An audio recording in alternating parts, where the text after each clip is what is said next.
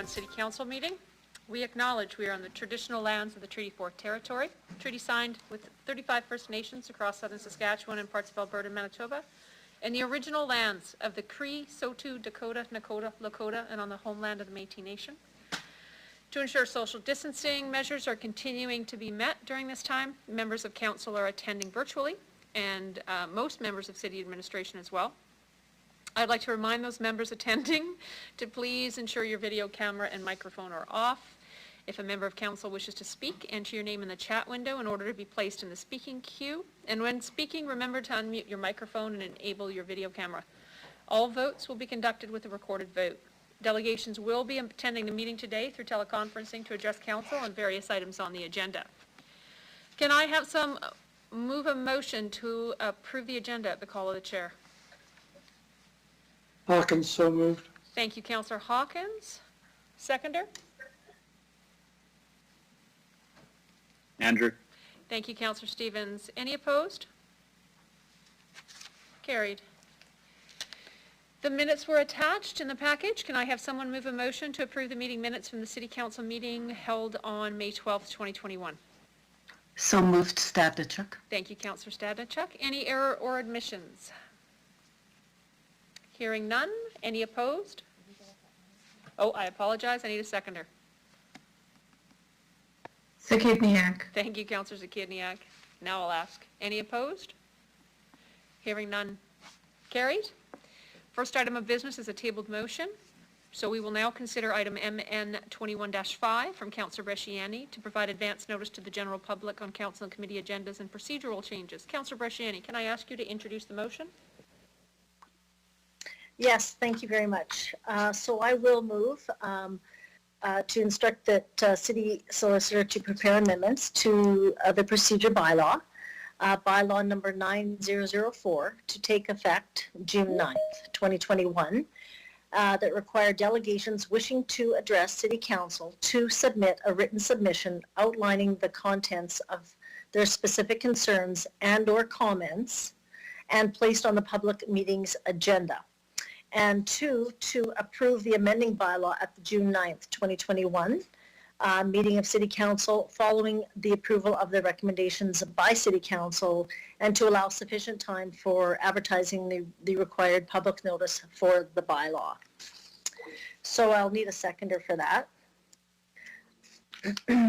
Sure. I'll second. Okay. Thank you. Thank you. So what I'm doing here is I'm speaking to 1A, where we require the delegations to address in written form submission. As per our discussion with council previously, we discussed our procedurals, and looking at items 1B and 1C, those items will be brought back at a later time from the clerk. So those are very important, I believe very, very important as we discuss as a council, but I know that the advance notice, which is again very important because we want to ensure we are engaging the public. I think we can all agree in that. And we want them to participate in the decision making. And so that means advance notice coming to council. And having an opportunity to speak on agenda items. As it stands right now, we know that the agendas come out on a Friday, and the public only has time, they have to provide by Monday at noon in a form. So what I want to ensure that, and I'd like to hear from the clerk if that's to ensure that that will be coming back in the fall, and also to ensure that that consideration will be made at that time with, I know, other things that were discussed. If I can just hear from the clerk. Through you, Madam Mayor. Thank you. Mr. Clerk? Thank you, Mayor. Yes, Councillor Bresciani, I can confirm with you and members of council that the report that I'm required to bring in late November, early December, respecting the following year's calendar, will include a number of options for you to consider with respect to other changes to the procedure bylaw, including the one that you have cited here respecting the advanced distribution of agenda items. So yes, those and a lot of other ones will be covered and addressed and presented to you for approval and confirmation, or anything else that the council wishes to move forward at that time. Thank you. So with that, Madam Mayor, I guess I will just speak then to the portion of the written and the importance of that, so council can just, I think, understand that when it's in written form, and we did this previously, and I would agree that this was a trial to see if we take it away, do we see more people come, or is there any benefit in that? I think that what I learned is that when one does not submit in a written form as a counselor, I would say also as the general public as well, you have to go back to listen to the video. There's nothing on record, so it's not in written form to go back to cite what the delegation was saying. So for one number reason, it does become part of the public record, which I think is vitally important. And I also think it's good governance. It does improve transparency in that way. But I also think the third point is it also provides an opportunity for the clerk because many people are new at this, they come forward with a submission. There is it's not a template, but some kind of a form that does guide individuals. And so it can take away, if there is any comments that may not be in there, maybe deemed to a counselor or some point of the general public, that it's very respectful and on point. And but again, I think that any of these submissions can still come, I think, in a written form if it's point form, but still ensuring that there is some kind of a dialogue that, for me as a counselor, even for the media or for the general public in general, to be able to view these prior to. The last point I'd like to make is we did talk about accessibility and the importance of this, and that's why we maybe looked at that. But I think we also have to remember that we do have individuals who are hard of hearing or are deaf, that when we only have submissions, when we take away the written submissions, that leaves them at a loss because there's nothing there to read. And if you can't hear, that again becomes I think a way that it's not inclusive. It kind of goes back. So with the previous format, we had them write something and then they come and speak. So we are kind of meeting all of the pieces there. So I will leave it there for discussion. But again, I think that it's just another way for good governance, and I hope it's supported. Thank you. Thank you, Councillor Bresciani. Councillor Stadnichuk, you wish to speak to it? Yes, thank you, Madam Mayor. Do you, Mayor Masters, the one question I have is that the deadline, the time frame in this motion is June 1st. We had originally considered discussing this the past council meeting, but it was tabled. So my question, I guess, to either the clerk or Councillor Bresciani is whether or not the June 1st date is works for us, in particular 1B, where there would be agenda items and reports available to Friday's preceding council or committee meeting. Thanks, Councillor Stadnichuk. I'll have the city clerk answer. Thank you, Mayor. So just to clarify a couple of things, Councillor Stadnichuk, the motion that Councillor Bresciani has moved is essentially 1A and 1C. 1B has been, she did not move 1B, and the date of effect is June 9th. So what that means is for any meetings following the approval on June 9th will require written delegations. So that's, we will be expediting this to have this take effect for June 9th pending council approval. Okay, sorry, somehow I missed that. Thank you so much for that clarification. I do support the idea of 1B, but that will be coming later, because I do think that we do need to give the public a lot more notice about what items are going to be discussed. And I guess that's all I will have to say. Thank you, Madam Mayor. Thank you, Councillor Stadnichuk. Councillor Shaw.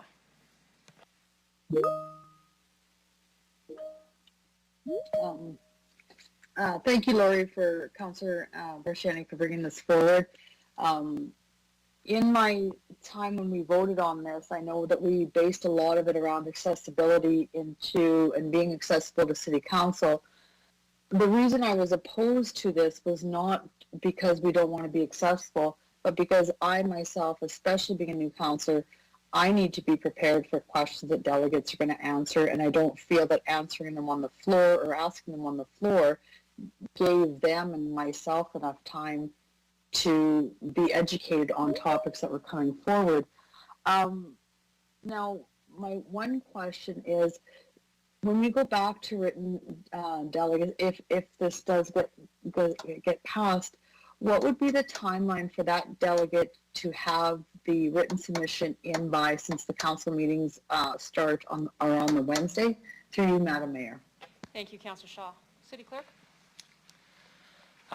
At this point in time, Councillor Shaw, while the COVID pandemic restrictions remain and delegations are appearing virtually, my sense is that we would be retaining the Monday deadline before meetings.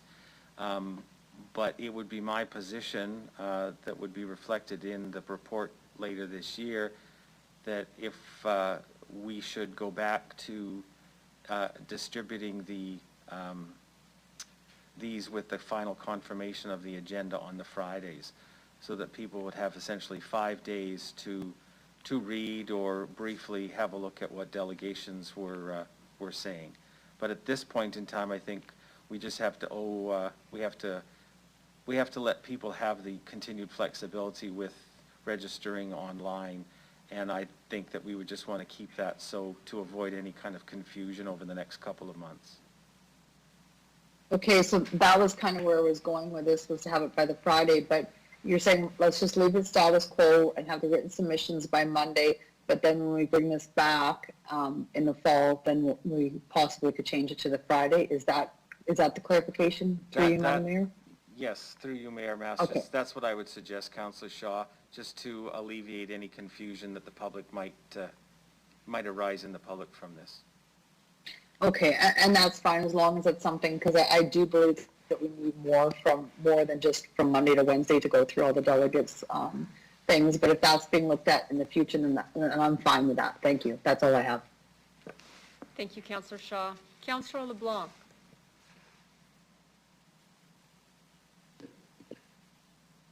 Yes, thank you. I'd like to ask the clerk to consider an undertaking that his late November report on our procedure bylaw consider 3 elements. The first of those elements is clarification on what in the existing bylaw authorizes administration as opposed to council to deem that some matters be discussed in private rather than public. The second of the 3 is kind of a reflection on how we're doing vis-a-vis transparency, as indicated by the number of matters discussed in private as opposed to public. And the third would be an exploration and recommendation on the feasibility of amending the procedure bylaw such that only council can direct that matters be discussed in private rather than public. So that would be my request for an undertaking from the clerk. Thank you. Thank you, Councillor LeBlanc. I think given the amount of work within that undertaking, that would be a direction from council to administration, and probably is better served for administration within a notice of motion or an amendment to the existing recommendation before us. Instructing administration to do that level of work should probably come at the behest of all of council and not an individual councillor. So if you'd like to put that in as an amendment, we can vote on that amendment.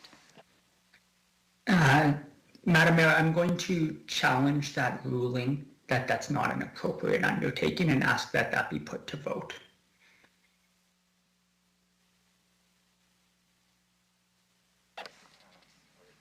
Thank you. So there's a challenge on the floor to my ruling. that this should be come by way of a amendment or a motion. So the clerk will have a vote on the challenge. And clerk, if you want to explain a little bit of that since we haven't done this. Sure, thank you, Mayor. So just for the benefit of all members and those watching, Councillor LeBlanc has challenged the ruling of the chair. And so typically what should happen now is, Councillor LeBlanc, if you have anything to add as to why you think the mayor's ruling is out of order, and then we would proceed to a vote. But you don't have to comment any further, but you do have that opportunity. Thank you. So I'd make two primary points. One is, as I understand it, the clerk has discretion in whether to accept or reject the proposed undertaking. So I think it would be open for him or his office to say, that's too much work, we can't do it. As I understand the ruling, it's not put that question to him. So I think we ought to at least get there. The second I would raise on the point of presumed workload is two things, I think. One is the first request is simply asking what in our current bylaws authorize this. I don't think that is a large request. And the second of those is how are we doing in terms of public versus private and transparency? Also, I don't think that's major. We've received an email privately from Mr. Holden outlining some of that data. I grant that the third one of the feasibility of switching that might be a bit larger. So my second point in relation to this is, I think it would be totally open for Mr. Nickel to say, I can do the first two of those, but not the third, and so on. So my suggestion is that that go to him, and if he says that's too large, I think we can have a second discussion at that point. Thank you. So the vote before council is on the challenge to the ruling relative to this. So, Mr. Clerk, could you please explain to council one more time? Sure, thank you, Mayor. So what Councillor LeBlanc is challenging the mayor's ruling that this requires a motion of council as opposed to an undertaking. So for those members who believe or concur with Councillor LeBlanc's position, you should be voting yes, which would approve the challenge to the chair. If you disagree with Councillor LeBlanc, you would vote no, and the no signifies that you disagree with his motion and you accept the ruling of Mayor Masters.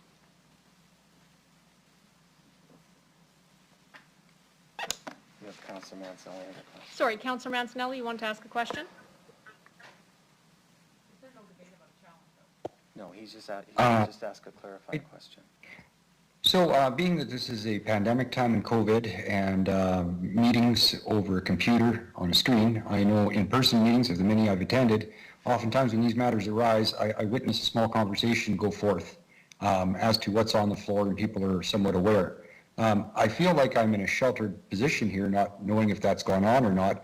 I know oftentimes there are comments from the clerk during a meeting for what's moving on task and what isn't. I was wondering if that occurred. Through you, Mayor Masters, no. I wasn't aware that this undertaking request would be done. I do, if with the mayor's indulgence, I can attempt to answer Councillor LeBlanc's first 2 points. We have explained to council on previous occasions as well as publicly how things are done privately versus public agendas, and those are under the authorities of the Cities Act as well as the Local Authority and Freedom of Information Act.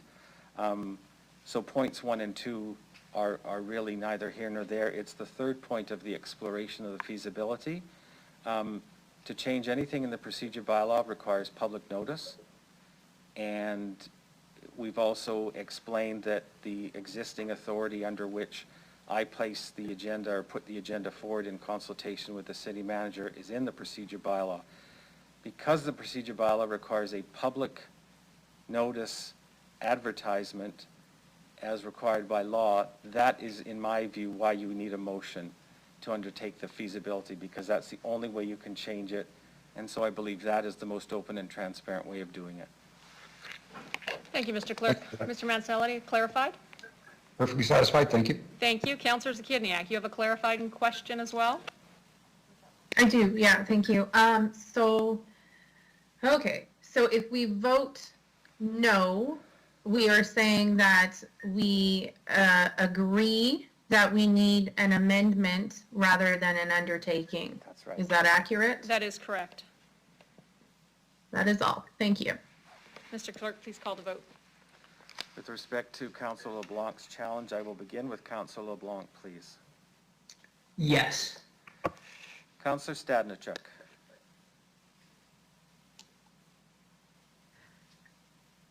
Yes. Councillor Hawkins. No. Councillor Stevens. Yes. Councillor Bresciani. Opposed? Councillor Findura. No. Councillor Shaw. No. Councillor Zahidniak. No. Councillor Mancinelli. No. Councillor Mole. No. Mayor Masters. No. The challenge is lost 8-3, Mayor. Councillor LeBlanc retains the ability to now move a motion should he wish to. Thank you. Councillor LeBlanc, would you like to move a motion? An amendment to MN 21-5? No, I wouldn't. Thank you. Thank you. Any other questions relative to Councillor Bresciani's motion before you, which is 1A and C at present? Councillor Zakidniak. Thank you. So I just want some clarity in relation to 1A. So it mentions that there will be the need for a written submission outlining the contents of their specific concerns. Is there going to be further direction provided aside from that? I ask because I guess my other question is that a change from the previous directions on how to provide a written submission? So those two questions to start. Thank you, Councillor Zakidniak. Mr. Clerk? Question, Councillor Zahidniak. In previous years, it was stipulated that written submissions had to be, submitted in writing, and that delegations read them into the record word for word. 2 or 3 years ago, that was changed to be relaxed, that a written submission was still required, but that the author could submit something in point form or a couple of paragraphs, did not have to submit everything that he or she might be saying within their 5 minutes, but was to give a general overview or indication of where they were going to speak. When the change was made last year, everything was removed. People had the option to send in something in writing, but they didn't have to. So my understanding and my interpretation of this would be that we would return to a written submission with the delegation having the option to provide it in full or in an abbreviated form, highlighting the main areas in which they wish to speak. Okay, thank you. So my next question is, I had brought this up in the past in relation to this concern. My understanding is that if necessary, the clerk's office is available to provide folks with supports, whatever assistance they may need to prepare their written submission. So my request is, if this change occurs, if that we can ensure that message is made clear that we are here to help you if you need with your written submission. Through you, Mayor, to Councillor Zahidniak, my office remains available to assist people. However, people need to understand that we will not write them for them. We're not changing their spelling or their grammar. We will help people. If somebody writes in handwriting and we think it's largely you can't read it, we will often type it up to put on the public record.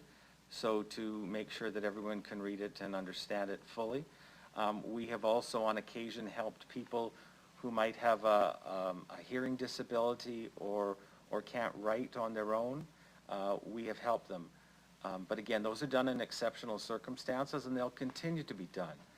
But I don't want to leave anyone with the impression that we are an editing group and a copyright group and we're going to help them write that. Because first of all, we don't have time and it's not appropriate for my office to be editing and putting potentially words in someone's mouth that they haven't put themselves. Okay, thank you. Do we currently have any messaging on the website or anywhere saying that, you know, if you have questions or barriers to providing a written submission, contact the clerk's office and we can help you with that process? Yes, thank you. Through you, Mayor Masters, the website offers that information to say if you have any questions or need assistance, please contact the clerk's office and we can be reached either by phone or by clerks@regina.ca. Okay, that's all I have. Thank you. You bet. Thanks, Councillor Zagidniak. Any other member of council who wish to speak to the motion? Seeing none, Mr. Clerk, could you please call the vote? Thank you, Mayor. I'll begin with Councillor Bresciani, please. In favor. Councillor Findura. In favor. Councillor LeBlanc. Opposed. Councillor Shaw. In favor. Councillor Zahidniak. In favor. Councillor Mancinelli. In favor. Councillor Mole. In favor. Councillor Stadnichuk. In favor. Councillor Hawkins. In favor. Councillor Stevens. Opposed. Mayor Masters. In favor. Carries 9-2, Mayor. Thank you, Mr. Clerk. We now move on to public hearing and public notice bylaws. We'll consider the bylaws that require a public hearing, and I will turn it over to Deputy Mayor Stevens. Thank you, Madam Chair. We have bylaw 2021-37, 38, 39, and 40. I move, seconded by Councillor Zakidniak, that bylaws 37, 38, 39, and 40 be introduced and read a first time. Thank you, Deputy Mayor Stevens. Mr. Clerk, please comment. Thank you, Mayor. As required in terms of bylaws requiring a public hearing, as Councillor Stevens has mentioned, 4 bylaws are before Council today. In view of the pandemic, interested parties were apprised of this hearing to take place today, but no delegations were submitted. Accordingly, bylaw 2021-37, to provide rezoning to accommodate development of single-family dwellings on Buckingham Drive, 2021-38, to provide rezoning to accommodate low and medium-density residential development on 3300 Anaquod Road and to allow for front and lane vehicle access, 2021-39, to consolidate and make amendments to the city's policy applicable to the calculation and imposition of development fees, levies, and servicing fee charges, and 2021-40, to amend the official community plan bylaw to expand the city center boundary to include the lands commonly referred to as the Regina Exhibition Grounds. Thank you, Mr. Clerk. Any opposed? Hearing none, carried. Councillor Stevens, can you please do the second reading of the bylaw? Yes, thank you. I move, seconded by Councillor Shaw, that bylaws 2021-37, 38, 39, and 40 be read a second time. Do any members of council have any questions? Seeing none, any opposed? Carried. Deputy Mayor Stevens, please do the third reading. I move, seconded by Councillor Mancinelli, that Council hereby consents to bylaws 2021-37, 38, 39, and 40 going to a third reading at this meeting. Any opposed? Carried unanimously. Please go ahead. I move, seconded by Councillor Moll, that bylaws 2021-37, 38, 39, and 48 be read a third time. Any opposed? Carried. Thank you, Deputy Mayor Stevens. We will be moving on to CR 21-90. However, we do have some delegations relative to this. I would, one moment, please. All right, I would like to call upon Delegation Kathleen Donovan. Please introduce yourself for the record and the organization you're representing. You'll have 5 minutes to address City Council, after which you'll have the opportunity to respond to any question that members of Council may have for you. And may I please add, can you please state where it is you live in terms of geographically the city you live in? Thank you. Hi, my name is Kathy Donovan, and I'm a resident of the Cathedral area of Regina. I'm speaking on behalf of the Cathedral Area Community Association on Regina's toxic water crisis. For the sake of expediency, I'm beginning with a summary of our 9 recommendations. Please read our submission for details. Number 1, reject the 15-year timeline and reinstate the original promise of 5 years. Do not limit funding to utility budget and utilize the mill rate, provincial transfers, and other income sources and or loans. Contribute to the cost of home line replacement, as in Saskatoon's example, with full cost assistance for low-income homeowners. 4, conduct voluntary blood testing program with SHA for children in high-risk areas. 5, install free under-sink reverse osmosis filter units for all identified affected residents as a temporary measure until line replacement. 6, significantly clarify communication in a way that does not minimize the consequences of drinking lead-laced water and explain the meaning of test result figures in Canada's, as well as Canada's drinking guidelines. 7, do not delay lead line replacement using roads being newly paved as a reason. If a road was paved without replacement of old lead lines, residents should not have to bear lead exposure as a consequence. 8, require landlords to participate in mandatory water testing and install reverse osmosis filtration until lead water connections are replaced, similar to requirements for installing fire alarms. 9, involve community associations in the development and delivery of a 5-year plan. Those are the ends of the summarized recommendations. We asked councillors to reflect on the fact that Regina has among the highest lead levels in Canada. According to Health Canada, there is no known safe exposure level to lead, and lead is classified as probably carcinogenic to humans. And it causes harm to brain, kidneys, and reproduction, and especially it's has harmful impacts on children's developing brains. According to the city's own data of 168 homes known to have lead lines that were tested between 2016 and 18, 57% were above the federal limit in the first liter out of the tap in the morning. On the 6th tap draw, roughly equivalent to 1-minute line flush, the average concentration of lead was 23.3 parts per billion, far exceeding the Health Canada guideline of no more than 5 ppb or 0.005 milligrams per liter lead. Individual homes can be much higher. My own home, for example, tested at 0.111 milligrams per liter, which is the equivalent of 111 parts per billion. This is 22 times the maximum allowable unit limit. It is greater than a 104 ppb result that first raised the alarm during Flint, Michigan's water crisis. After much difficulty navigating the system, I managed to get a filter, but others did not and are likely still drinking the contaminated water. It is unreasonable to expect residents to wait 10 to 15 years to be protected from a toxic substance in their drinking water. 15 years means babies born today may be exposed to lead contamination for their entire childhood. The United Nations recognizes access to safe drinking water as a fundamental human right, and the Canadian Constitution guarantees a right to essential services of reasonable quality. We have provided an expert legal opinion that states that when it comes to safe drinking water, the Constitution is not merely aspirational.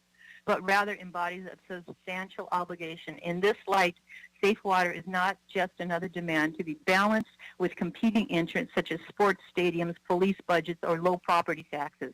Yet councilors opted for another razor-thin mill rate increase this year, proudly described in the press as the lowest since 2009.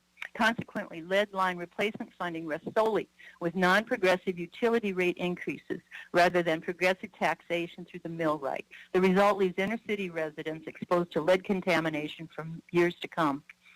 There are many problems with the filter program. While we appreciate it, it was expanded by the city budget. Our report includes testimony from residents that throws into question the adequacy of the program. Uptake is very low because of barriers to access testing and the filter program, which leaves only the most motivated individuals protected. Further, only the wealthiest can afford the more effective under-sink reverse osmosis option, which costs up to $1,000 or more. In legal risks, our report provides examples of people turning to the courts across the country to obtain their rights to safe drinking water and reasonable essential services. This deserves careful consideration. Taking action. The city of Saskatoon has been more proactive, averaging 483 replacements per year, and will complete the work by 2026. They cover 60% of the homeowners with the replacement and assist property owners with the remaining 40%. Regina's plan is to have the homeowners pay all the costs of private lines with payment plans of up to 10 years for some residents. Several cathedral homeowners have already paid from $3,500 to $7,200 for a replacement, which is simply unobtainable for many of our residents compared to programs that spread costs more evenly.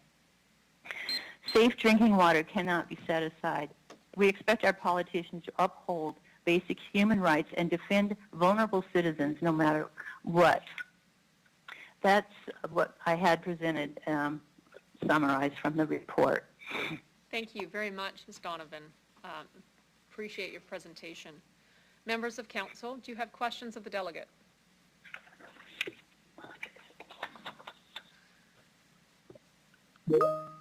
Councillor Stadnichuk.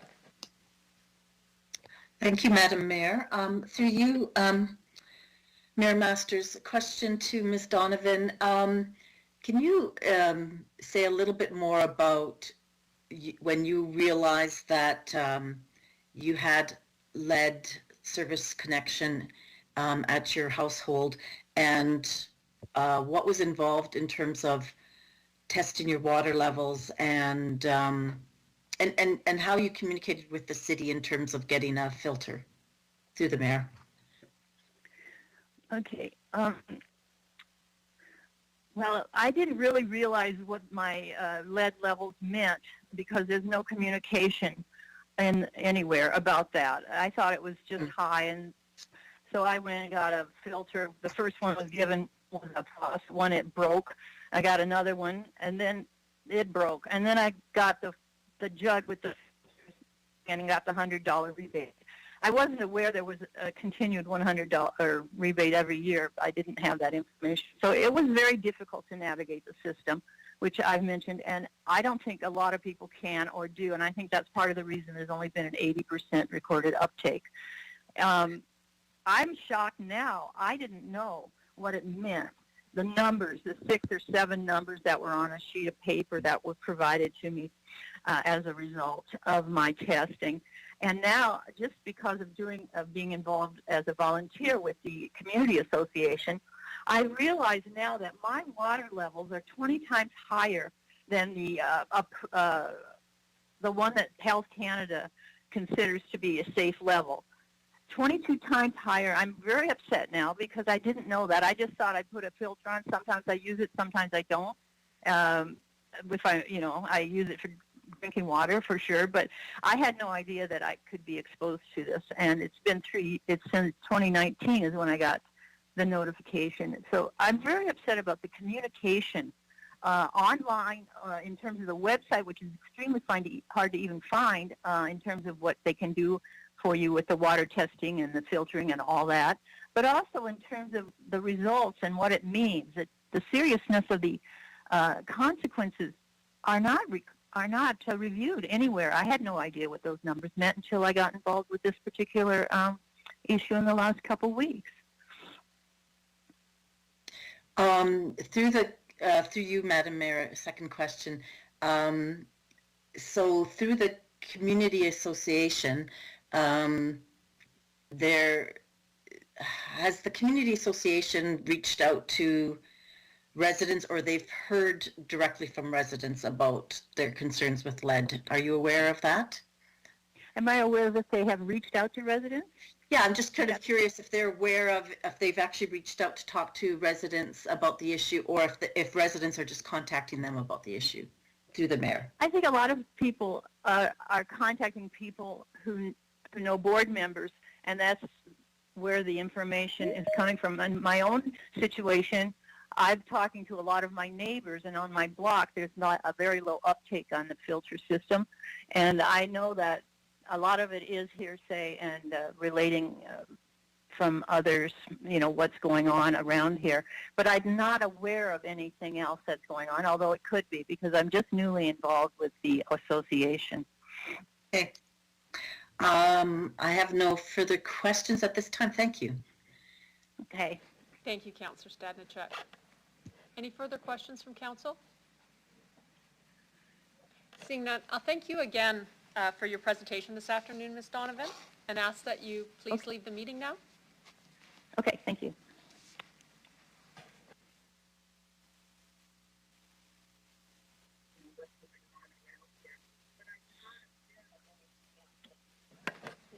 I'd like to call upon Delegation Steve Wolfson. Please introduce yourself for the record, the organization you're representing, if any, and the place in which you reside. You'll have 5 minutes to address City Council, after which you'll have the opportunity to respond to any question that the members of Council may have for you. Good afternoon, Mr. Wilson. Good afternoon. Thank you for allowing me to present. My name's Steve Wolfson. I live in the Cathedral area, and I'm representing myself and my family as a resident of the area. I became aware of the unhealthy levels of lead in some Regina water when our residence was tested back in 2017 and showed higher than acceptable levels of lead. I was particularly concerned because we're raising our twin granddaughters who were 6 years old at the time. We immediately began filtering our water and got in touch with the city about replacement of the city's lead service. There was no lead service on our side. In 2019, the city replaced our lead service, and this was greatly appreciated and relieved the concerns about the impact of lead on our children and us. It felt great, so thanks for that. I remain concerned about other people in Regina who are continuing to receive water with elevated levels of lead. I was pleased to learn that the city was taking this issue very seriously and I had agreed to implement a 5-year program to replace all lead services in Regina. Now I understand that the program is being amended to take 15 years to complete.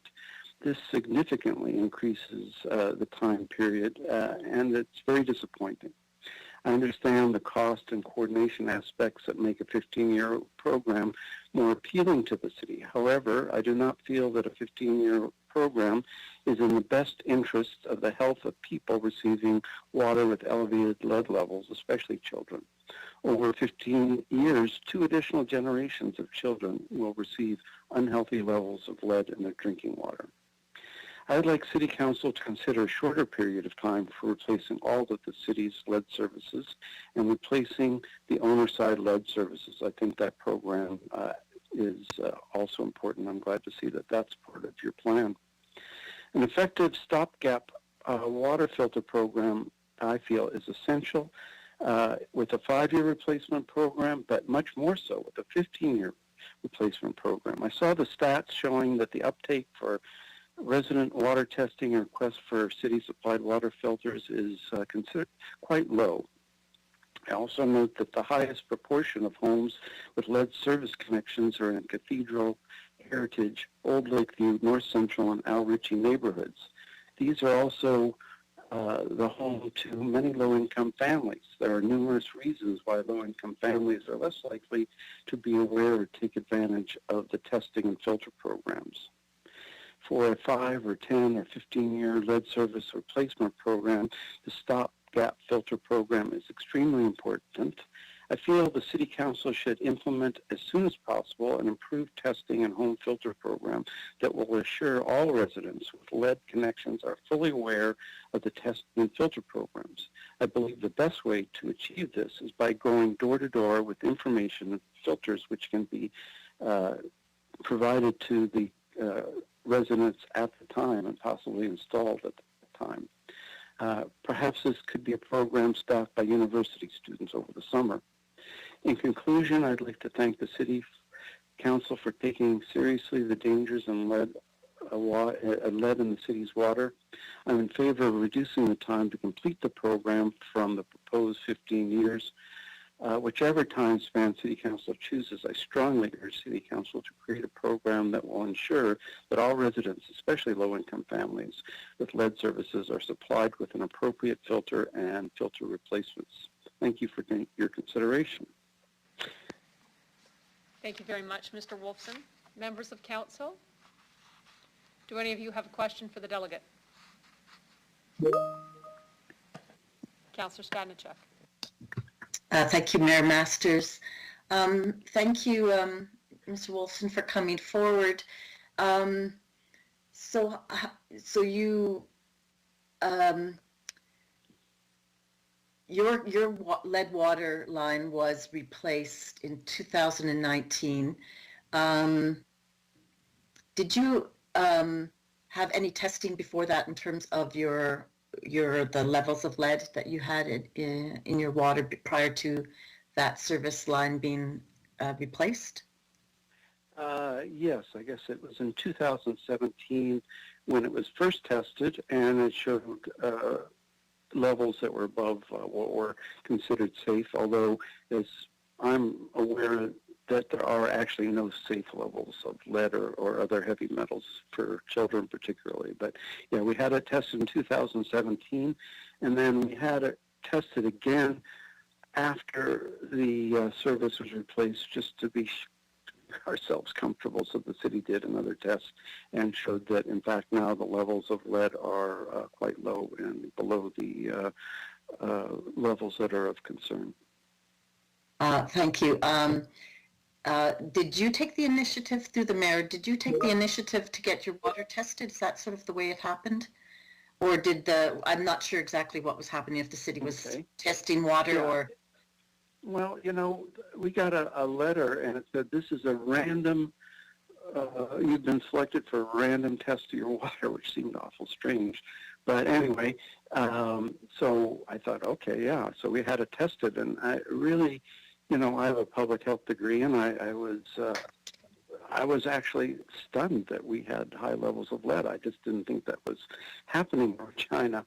So yeah, it was originally just a random letter. I mean, it wasn't like we want to test your water. It was like, well, this is a random thing, you can volunteer or not. But we were happy to volunteer, and then we did find out there was a problem. Okay, thank you for that. Your neighbors, through the mayor, your line was replaced, but were your neighbors' line replaced at the same time, or you are not aware of? No, it wasn't. It was our individual home.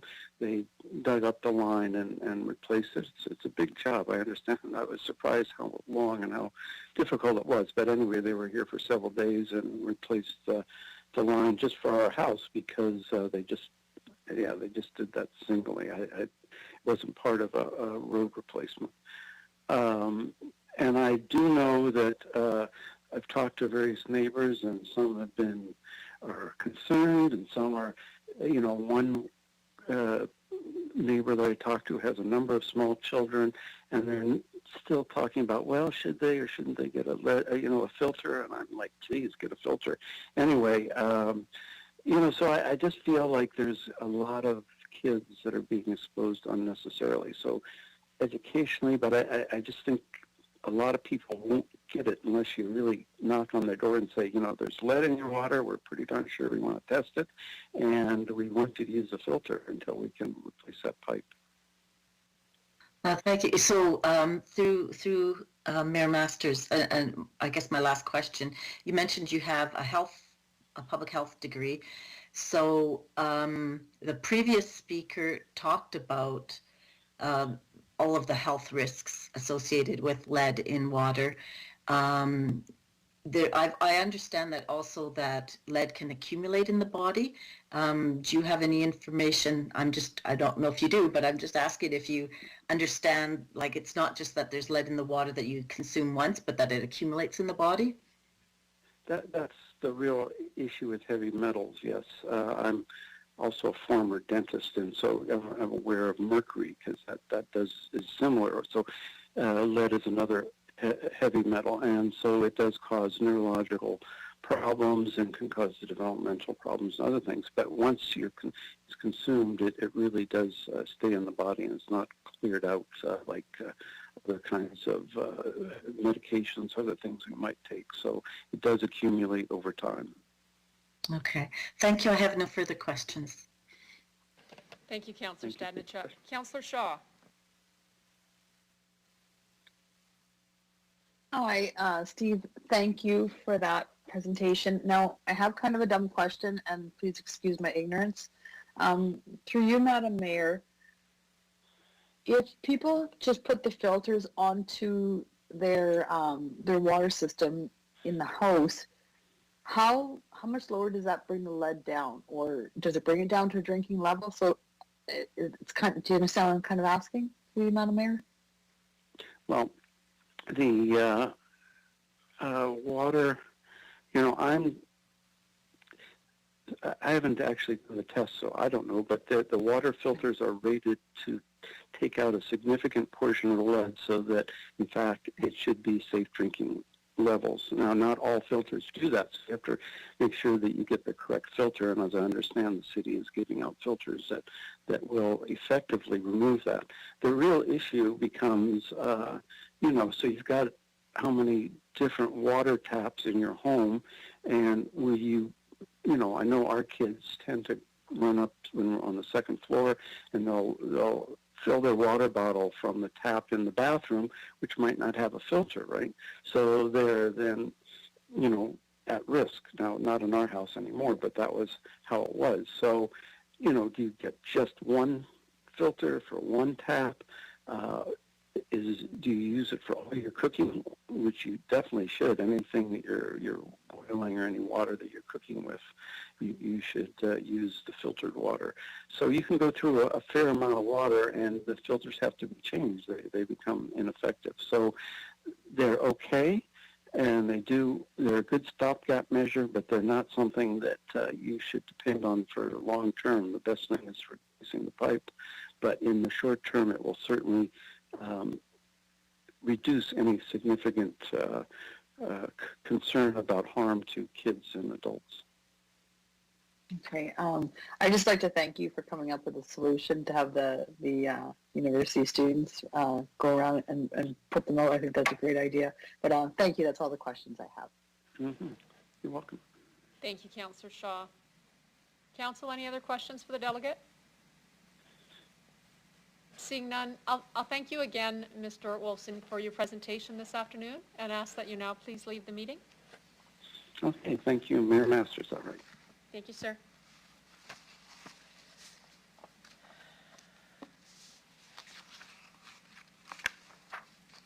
We will now consider item CR 21-90, Lead Service Connection Management Program Report. Councillor Hawkins, I'm going to ask that you introduce the report, but just prior to that, I just want to give notice to Council that George Koutsalis, let's hope I got that right, from the Saskatchewan Health Authority is on the line with us today and available to answer questions as part of the administration. Thank you. Councillor Hawkins, please take it away.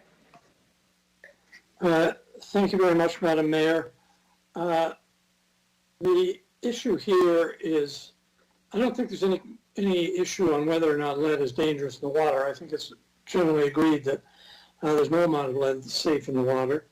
The issue here is the best way for Regina to deal with the problem of lead pipes, and specifically the time period over which piping on the city side can be replaced and whether or not the program that's proposed on the private side is adequate.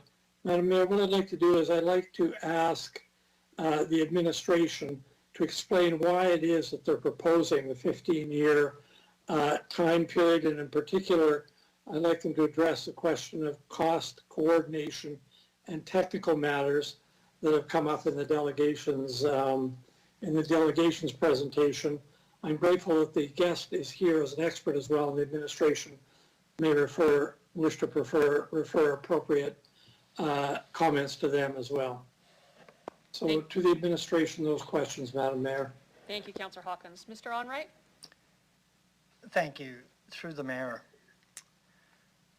So the recommended 15-year replacement, the reason administration has brought that forward is as we looked at this entire program, taking into consideration costs, construction program, and being able to find a balance between the two, when you lessen the years to get the work done, the impact in the community is far greater. So as we only have about a 5 month period of time that we do construction projects, we would be fitting this work into that time period, which will impact the community from traffic flow, just general impact in the community.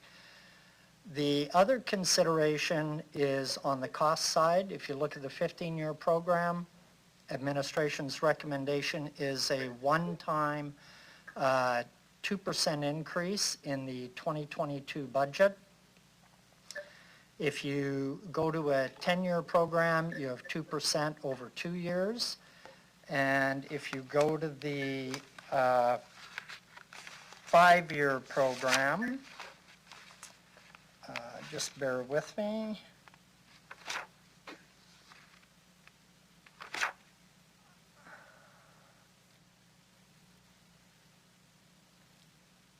If you go to the 5-year program, it would be 3% over 2 years. And the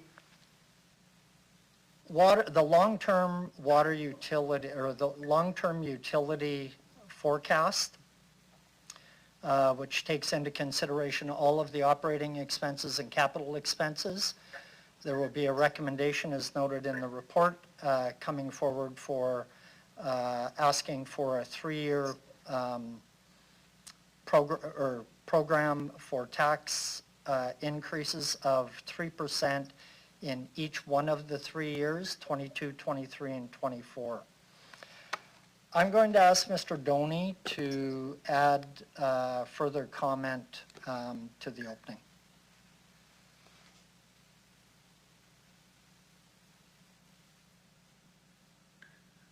Through you, Mayor Masters. So as Mr. Onright has mentioned, there's a balance that administration is trying to find between the affordability of the utility rate increase and the increased construction and disruption to residents. It's also important to know that residents have the ability to reduce lead at their tap now with the filter program and with the request for the city to replace the public side lead service connection if the private side has been replaced.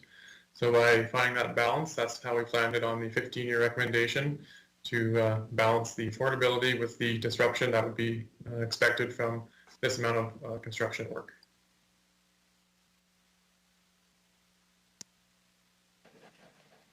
I believe the administration is done. Councillor Hawkins, do you have anything more to add? Through you, Madam Mayor, I'd like to nail this down a bit. As I understand it, the administration is anticipating a 3% price rise in the utility for each of the next 3 years, leaving aside the lead connection issue. However, and this is where I want to be clear, if we go to a 15-year, if we stay with a 15-year recommendation, it'll be 3% plus 2% in the first year, then 3% in the second year, and then 3% in the third year. Is that correct through the administration? So 5, 3, and 3. Through you, Mayor Masters, that is correct. All right, and for clarity, if we go to a 10-year program rather than a 15-year program, it's 5% in the first year, again 5% in the second year, and then 3% in the third year. Is that correct? Through you, Mayor Masters, that is correct. And then finally, Mayor Masters, if we go to a 5-year program, as has been suggested, it would be a 5% increase in the water utility rate in the first year, a further 5% increase in the water utility rate in the second year, 6% in the first year, 6% in the second year, and then back to 3% in the third year. Is that correct?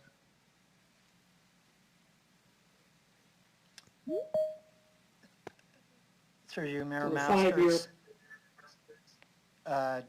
Just to clarify, it would be 6% in 2022, 6% in 2023, 1% or 4% overall in 2024, and 4%, 1% dedicated to this program, 3% on the proposed, 1% in 2025, because that rate would not be set, it would be over the 3 years. Thank you very much. Mayor Masters, a couple of other questions. The filter program, it's got a take-up rate of 20%. We've heard that it's ineffective in terms of, or difficult in terms of the navigating the Facebook information. Can you explain to me exactly how the filter program works? And first of all, what you get, and secondly, how you get it? Through you, Mayor Masters, I'll ask Mr. Doney to just talk about the detail of that program. Through you, Mayor Masters. So residents can access the filter program by calling City of Regina. So when they call up Regina, they talk to staff, and they can determine if they live in a certain area that would have lead service connections. And if they do, then they have the option of getting a water pitcher filter, a tap-mounted filter, or if those don't work for residents, a rebate. And if residents choose one of those two filters, the city will hand deliver them to residents' home so they have those filters available for use immediately. Is that filter offer renewable year after year until the lead pipe problem is fixed? Through you, Mayor Masters. So yes, as City Council approved in March of 2021, an annual lead filter program, that filter is available on an annual basis. Through you, Madam Mayor, does the city have information that that filter program is effective in terms of removing lead from water? Through you, Mayor Masters, the filters that we provide are NSF certified, which means that they are certified to remove lead. Thank you. Through you, Mayor Masters. If we go to a 5-year program, can you explain what that means for the summer construction season, particularly in wards 1, 2, and 3, where there's a higher instance of lead pipe? Through you, Mayor Masters. So what you will see in those areas which also have a number or a higher number of poor roads in those areas. So I'm going to talk about a couple of things. The impact in that area, and then the impact overall in the city on the road network in other areas in the city. So where a high majority of our work occurs today through the residential road renewal program, that occurs in the areas Councillor Hawkins has mentioned. When you go to a 5-year program, the impact in those areas becomes much greater. On the other side of this, when you look at the overall impact in the city, you end up, as you shorten the program or increase the lead service connection work, you end up impacting some of the good roads prematurely. So what happens is you end up going in, doing work in those areas where those roads normally would be extended out before they would need to be renewed or reconstructed. So the timing gets out of sequence, which becomes very costly in that part of the program. So the 15 years is striking a balance, and the timing and coordination is much better at 15 years to do work on the poor roads. As the good roads turn into poor roads, you would be doing that work through that 15-year period, and you wouldn't necessarily be doing it prematurely. So the effectiveness of the money that you have is much greater at 15 years. As you move down into 10 and 5, the coordination of that part of the work is not necessarily in sequence. Thank you, Madam Mayor, through you. If we went to a 5-year program, are there adequate numbers of construction workers and skilled workers to do this work within 5 years? Through you, Mayor Masters, the majority of this work, or all of this work, would be contracted out. That would be, pardon me, that would be dependent on whether or not the market could handle the amount of work in that short period of time. And do you have any opinion on whether it could or could not? Through you, Mayor Masters, I'll ask Mr. Doney if he has anything to offer in terms of that. Through you, Mayor Masters. So we've looked at the amount of work, obviously, that would be required over 5 years. And just to give some context, that we estimate that would be 20 to 30 blocks of construction in the areas that have lead service connections. So it would have a significant impact. Whether or not there's construction capacity to do that, I think the first couple of years there would be limited construction capacity, but contractors would likely scale up to try to address the need. Thank you. And a final question for the administration through you, Madam Mayor. What's the situation in Saskatoon and how does it compare to Regina? Through you, Mayor Masters, I'll ask Mr. Doney to comment. Through you, Mayor Masters. So we based the program support options that are in front of council primarily on Saskatoon's program. So the support programs are very similar. What is very different is that the city of Saskatoon is changing their lead service connections at the same time that they're changing their small diameter cast iron water mains. So it's an integrated project. The city of Regina changed out our small diameter cast iron water mains in the 1980s and early 1990s. And so that work has been done. And unfortunately at that time, lead service connections were not replaced. So that's one of the fundamental differences between the city of Saskatoon's program and the city of Regina's program. And through you, Madam Mayor, does that explain, I gather the Saskatoon timeline is shorter. Does that explain, your explanation just explain why Saskatoon has a shorter timeline? Through you, Mayor Masters, yes, that's generally why the city of Saskatoon is able to do many more lead service connections, because it is integrated as part of their cast iron removal program. Thank you very much. Madam Mayor, I'm going to keep my comments very brief. This is, as has been mentioned, a question of balance. In a perfect world, I suppose we'd change all our lead filters immediately, but it's not a perfect world. I think we do have to consider cost here. One of the things that residents in Regina speak to me most frequently about come budget time is the cost of water in Regina, which is already high, owing to our distance from the source. I think we have to have some consideration for what the taxpayer can handle here. There's also, as has been mentioned, coordination issues with respect to replacing new roads, with respect to coordinating private lines with the city lines. All of that suggests to me that we have to look for balance, and I'm interested to hear what others have to say. But I think the administration has carefully considered the balance. However, the clincher for me is that there is a viable option on the table and that is water filters. And we probably need to do a better job publicizing the program. We probably need to do a much better job getting the filters to people who need them.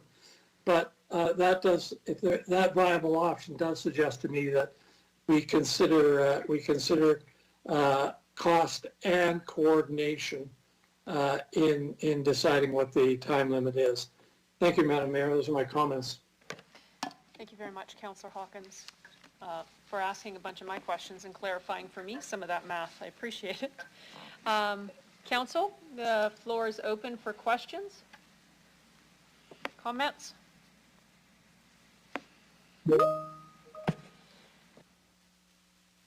Councillor Shaw.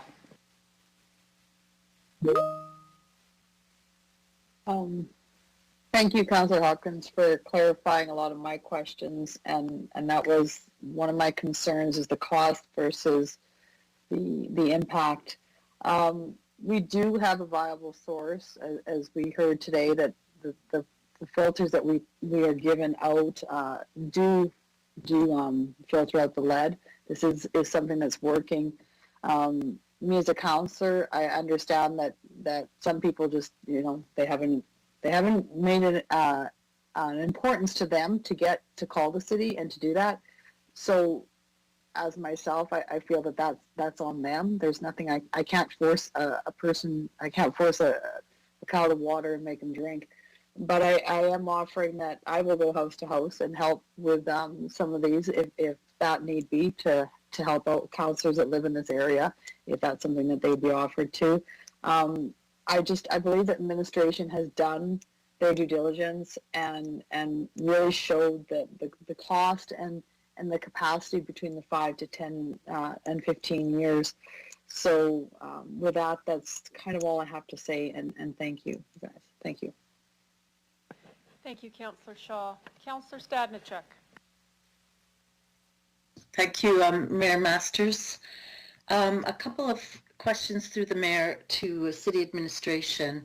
In terms of construction or the replacement of lead service lines, can any of that be done during the winter?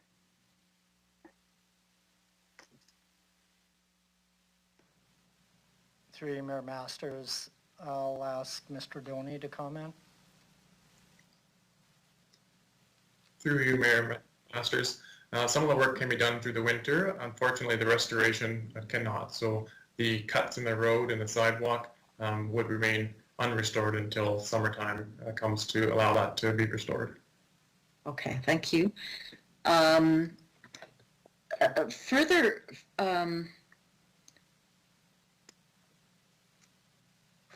further with the funding, I guess through the mayor, I have some questions about the funding. We did hear delegation. The main concern seems to be, well, it's the coordination with work, but then a concern with cost. We've heard that.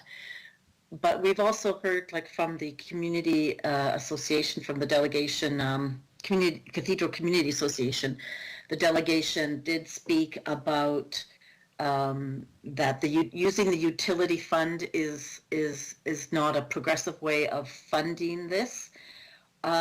Considering, I don't know if there's any other emergencies or issues that would happen where there was a health risk involved, where we would find the funding from somewhere else. So through the mayor, I'm just sort of wondering, I know I asked this question in committee, but I really would like to get a better understanding of can we try to fund this without going through the utility fund? Through you, Mayor Masters, because this is utility related, the funding does come from the utility. I'm not sure, I think Mr. Holden was going to provide comment. Okay. So through your Mayor Masters, if there was a need for council to make a decision, an expenditure that was related to a health situation, obviously it could be withdrawn from a reserve. I think in this case, because there is a mitigation measure, in terms of the lead filters and that program being available annually until the lines are replaced. I think administratively, our opinion is that we are mitigating it, and therefore it's not as emergent as a situation that didn't have a mitigation opportunity.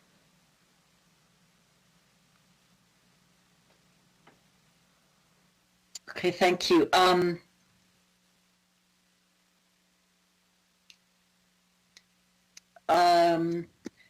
Regarding the filter program, so some questions we heard from some delegates that it was, they felt that the filter program was inadequate. Now there's the amount 20% uptake.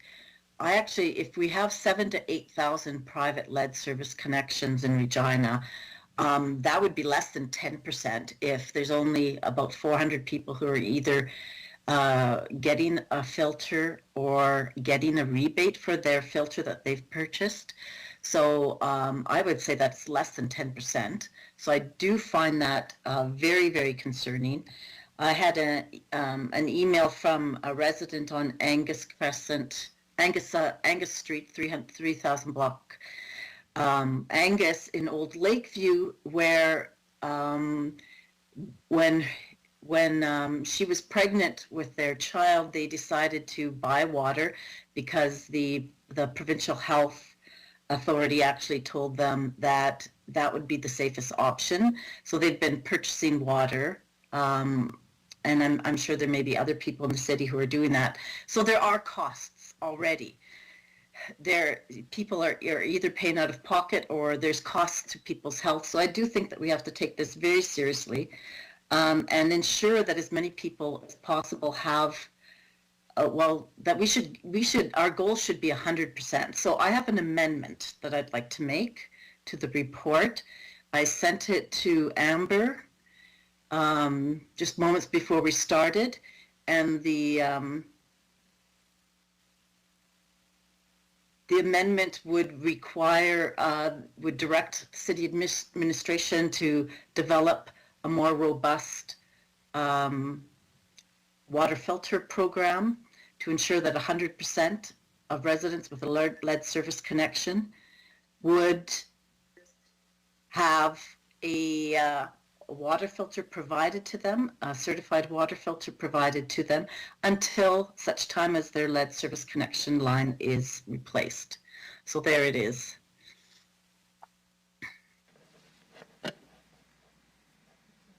Oops, it was up. We see the emails, not the amendment. Yeah, the amendment was up briefly and then...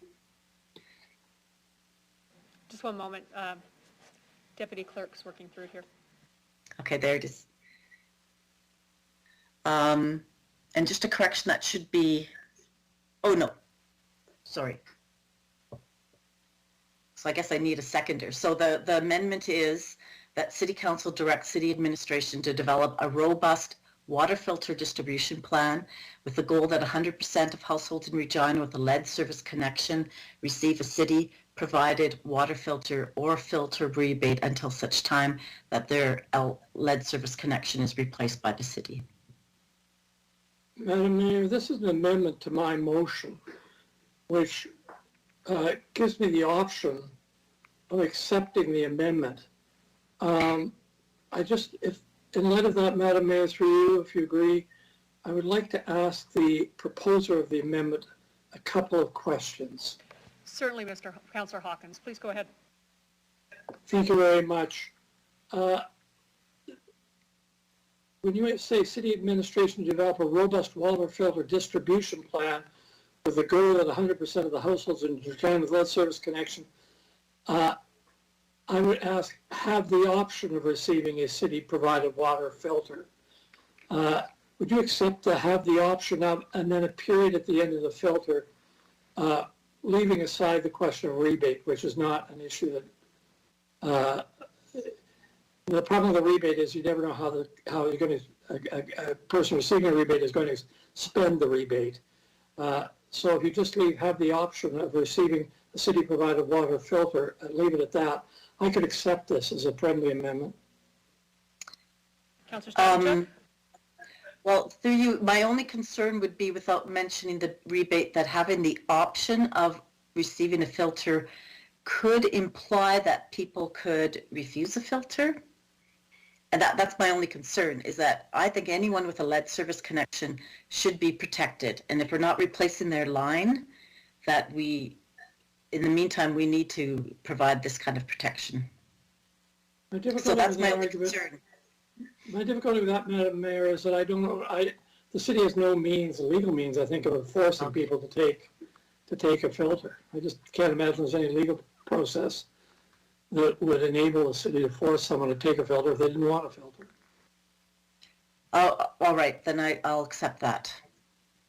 So, Madam Mayor, with those two changes, with the option to receive a city-provided water filter and a period at the end of that, omitting the words following a period, I'd accept that as a friendly amendment. Thank you, Councillor Hawkins. We have the benefit of not having a seconder yet either. Councillor Stadnichuk, did you want to second the motion as amended? I am still a little bit concerned about the wording, I'm sorry. Just because I do think this needs to be in place until their lead service connection is replaced. I'll second it, Andrew.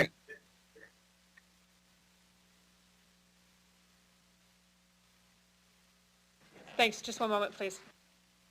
So, and the Madam Mayor, it should have the words with the option of receiving a city-provided water filter. Thank you, Councillor Hawkins. Amber is just working on it right now, so she can get it up for everyone to see. Actually, that wording with the option of receiving would be right after LSC in the parentheses.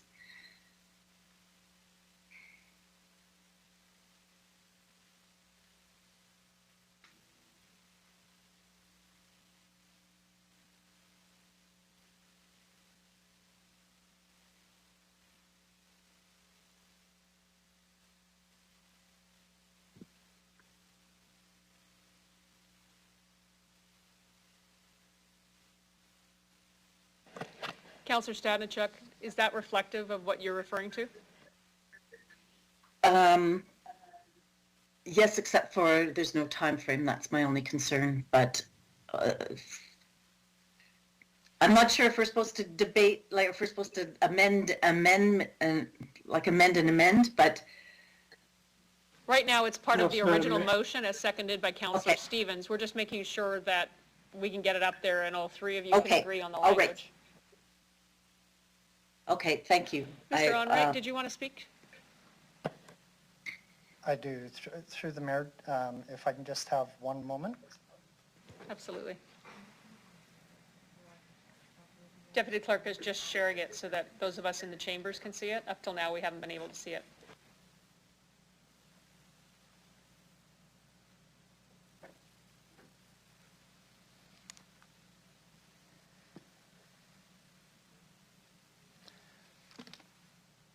So maybe just to provide a bit of clarification on the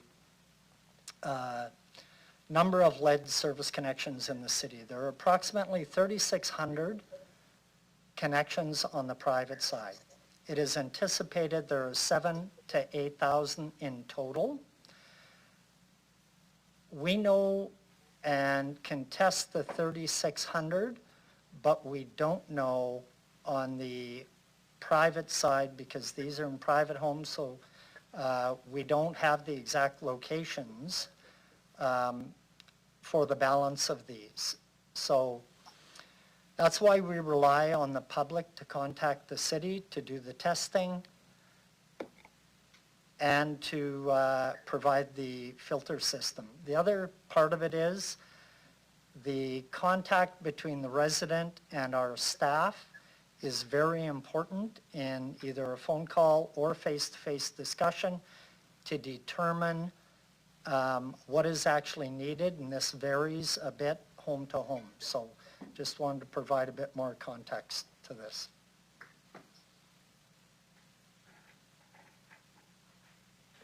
Mr. Onrait, are you referring to the fact that 100% of households in Regina receiving a lead service connection with the option a city-provided water filter, is that requires face-to-face or point-of-person contact. Yes, or over the phone. And when I'm looking at the amendment, we can deal with this on the 3,600 side. It is quite difficult to deal with it on the balance up to the 7,000 or 8,000. So in essence, another 3,600 residents, unless they're reaching out to us and we can walk them through how to test their line inside the house, we don't know if there are lead service connections. We have a general idea in the area, but specific households, we don't always know that.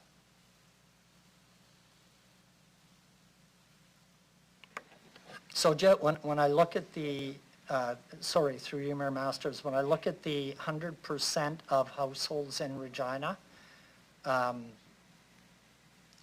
we need cooperation with the community to be able to get there. And our intention is, once we get direction from council, we will be reaching out to community associations, and we will be looking at our internal communication program. I know we've had some inquiries about an online application form, and we will review all of that once we have direction from council.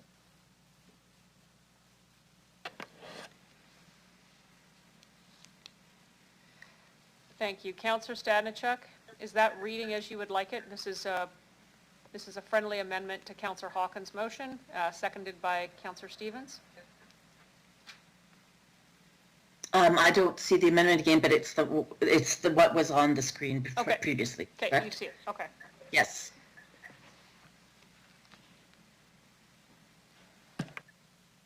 And again, the point of a goal of 100%, a goal is something to strive for and as best as we can. But if we have I think we need that goal. Okay, so if you're comfortable with the friendly amendment as it's written, aside from your comments that you made just now, did you want to speak further to the motion?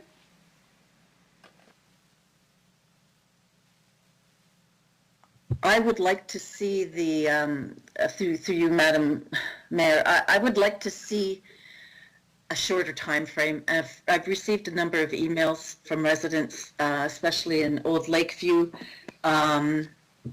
who are very concerned about this and see it as a risk. As we heard from a number of the delegations, it's not everyone maybe has the ability to advocate for themselves, and so I think that we have to take whatever measures we can to ensure the safety of residents who have lead.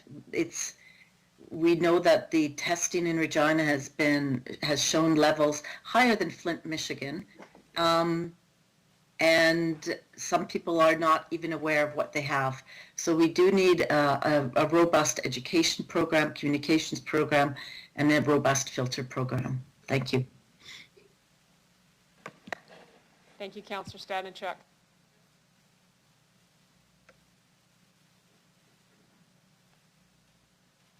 Councillor Shaw, you wish to speak to the recommendations? Yes, if you don't mind, I just want some clarification. From what I understand, if somebody, so if I live in an area where I've learned that there might be lead in my water, all I have to do is phone the city of Regina, and they will offer me a picture or something that will attach to my tap, and they will bring it to my house and deliver it to me. And is that the way it is right now? Is that correct through you, Madam Mayor? Through you, Mayor Masters, that is correct. Some residents will opt to go purchase their own and then file for the rebate from the city. So what I'm not quite understanding is, like I had said in when I spoke, I can't make somebody phone the city of Regina if they are suspicious that there's lead in the water. I mean, I can't make I can't make my neighbor put a filter on their system if they don't want a filter on their system. Am I understanding this correctly, that council wants this to be this way through you, Madam Mayor?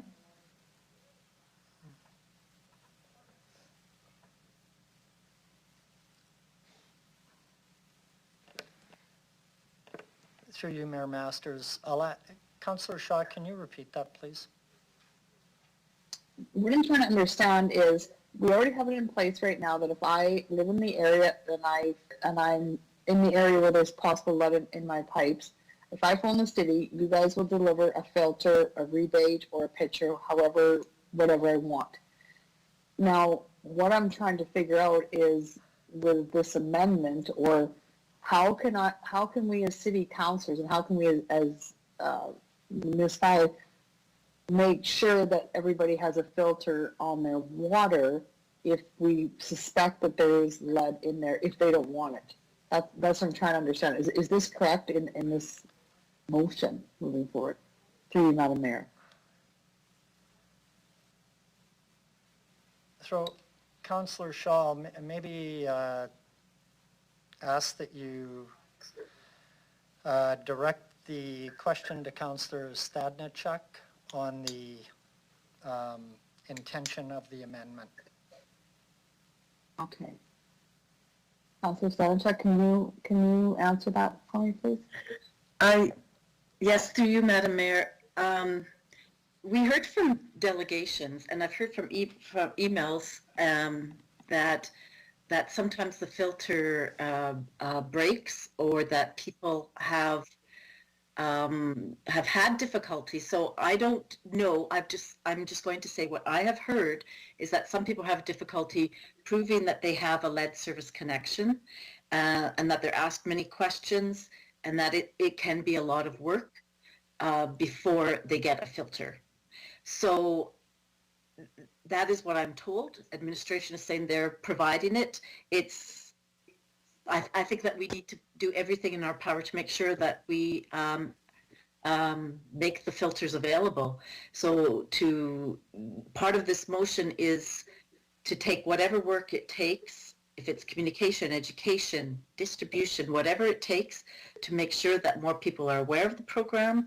And someone else mentioned to me they did not realize, well, it was in the delegation, they did not know that in the budget discussions that we had earlier this in December, that that the lead service filter rebate was extended, that the filter program was extended. So for whatever reasons that people don't get the information, I think with lower income people, or maybe they're renters, I know that administration and committee was saying that they do try to send information directly to households. But if people, for whatever reason, are not maybe reviewing all their mail, or they've got hectic lives, or I don't know all of the reasons, and that's part of the I think our challenge is to make sure that no matter what kinds of difficulties people are facing in their lives, that they have safe water. Okay, I can't support that. I believe I have a pretty hectic life, and if I ever once heard there might be lead in my water, I would do my due diligence, and the city is offering all of this stuff for them. And as an adult, I believe that's my responsibility to further this through, and the city is offering to bring the filter to the house. It's not like we're asking somebody that's a little old grandma that doesn't drive to come to City Hall and pick it up. So I believe that the city administration is doing everything it possibly can to mitigate this concern, and I don't feel that we need to do anything more. So, all right, thank you, that's all I have. Thank you, Councillor Shaw. Mr. Onright, you wish to speak? Through you, Mayor Masters. So through whichever option council picks, we will have enhanced communication.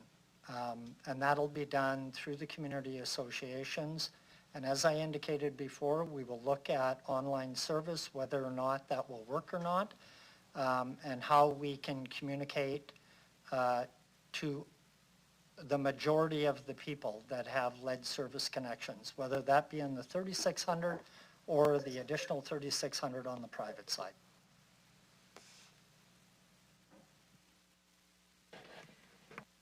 Councillor Stevens, I apologize, I believe you were up next. Thank you, Madam Chair. So I'll start with an undertaking in the spirit of engagement and communication.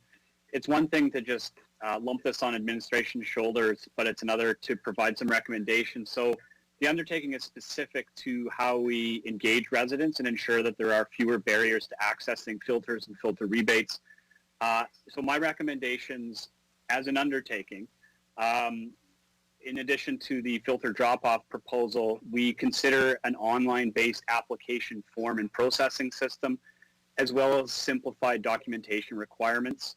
I think it's also important in the communications that we make clear that all residents, not just property owners, are entitled to filters and rebates, and that the communication identifies the meaning of test results in comparison to established public health guidelines. I've worked with residents in this process before, and I've also heard from them just now. I think some of this is just a matter of revising emails, as well as making sure that it's easy to find those forms, download them, and submit them online. That's an undertaking for administration to consider as it goes forward.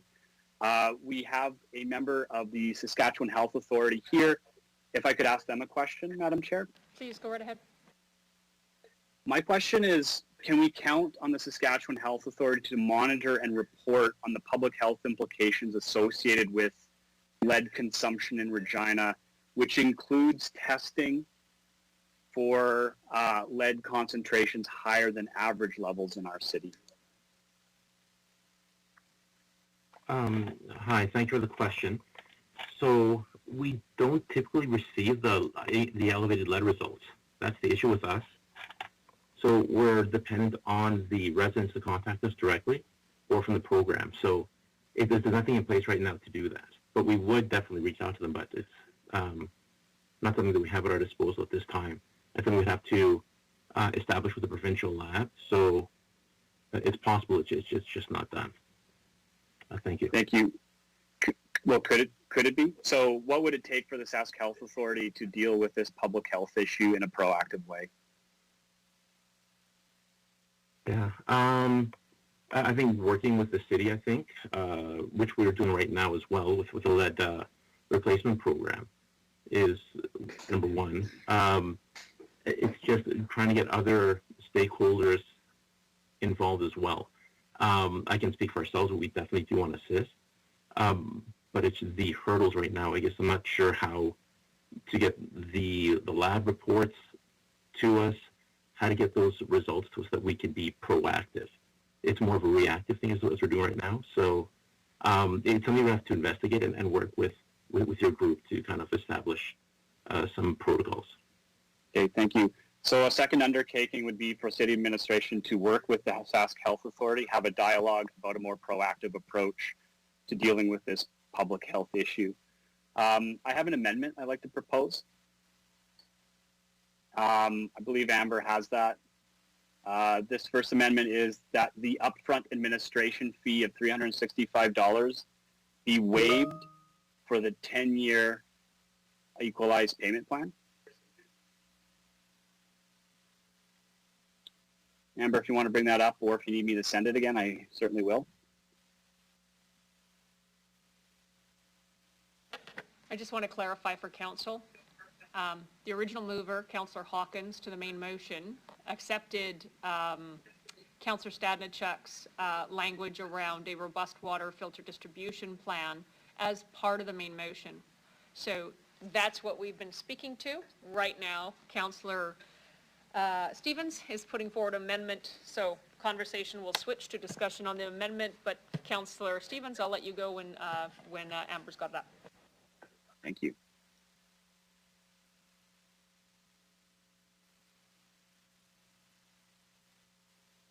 Just as Amber's putting it up, just to clarify, this is the fee associated with the low-income payment equalization plan. So it's a fee associated with accessing that service.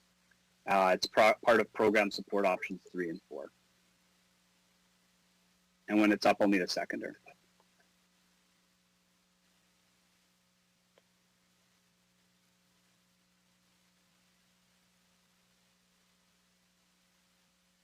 Thank you. So I guess I would appreciate a seconder for this to enter discussion. Stadnichuk. Thank you. I would ask administration to correct my numbers if I'm off the mark, but this is simply a financial issue.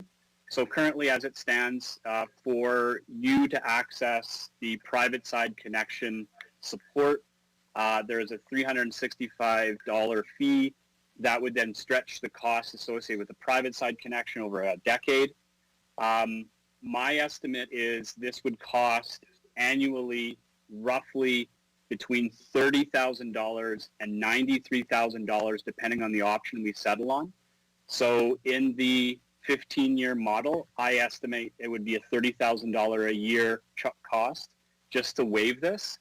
And I base that on an assumption that there is 40% of low-income households accessing this program. So the numbers could certainly fluctuate, but my benchmark is that 40% of the applicants to this to the annual 240 line replacements would be low income.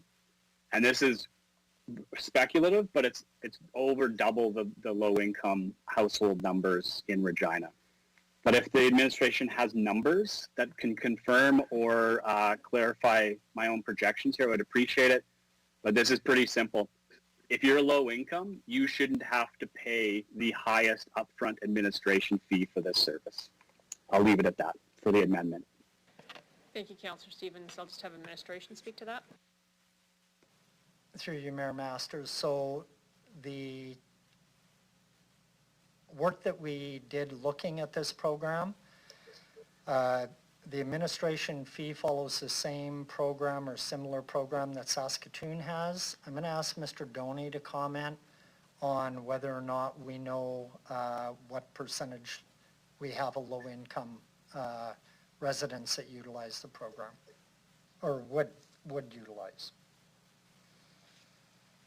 Through you, Mayor Masters, through our modeling work, we had to make a few assumptions, and just like Councillor Stevens has indicated, it is variable, but we did assume somewhere between 20 and 40% of residents may access the low-income plan.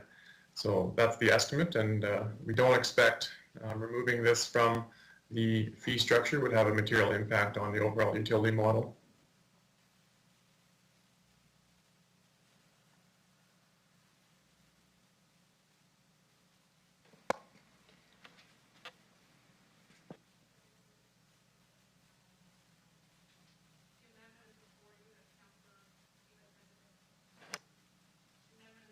That Councillor Stevens has moved and Councillor Stadnichuk has seconded to waive the administration fee of $365 for the 10-year equalized payment plan.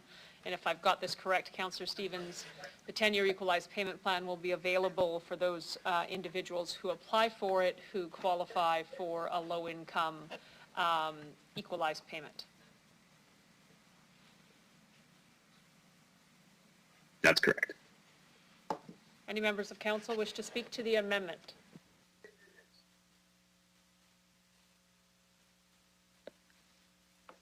Seeing none? Oh, pardon me, Councillor Mole. Okay, should that not be spelled out in the amendment that it applies to low income only?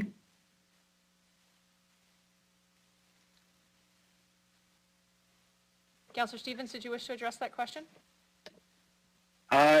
Sure. So if you want it in there, that's fine. The 10-year equalization payment plan is spelled out in the report as one of the support options. So it's just presumed, but waived for the low-income 10-year equalization payment plan would suffice. Thank you. Thank you. Deputy Clerk is making that adjustment right now. Councillor Stadnichuk, do you agree with that change as you're the seconder on the amendment? Yes, indeed. Thanks. Thank you. Councillor Mole, did you have any other question on that? No, I'm good, thanks. Thank you. Councillor Mancinelli. I actually bumped enter by accident. I'll just have my name hovering there again instead, sorry. Thank you, Councillor Mancinelli. Any other questions? Seeing none, Mr. Clerk, please call the vote. Thank you, Mayor. With respect to Councillor Stevens' amendment, I will begin with him, please. In support. Councillor Mole, In favor. Councillor Mancinelli, In favor.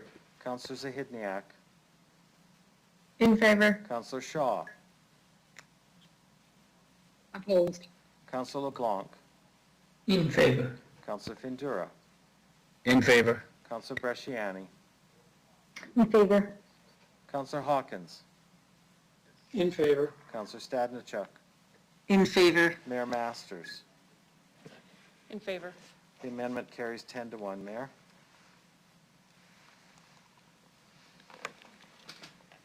You're back to Councillor Stevens. Councillor Stevens, we're back to you now Thank that you. the amendment has been accepted. Do you have anything further to Thank say on you. the main motion?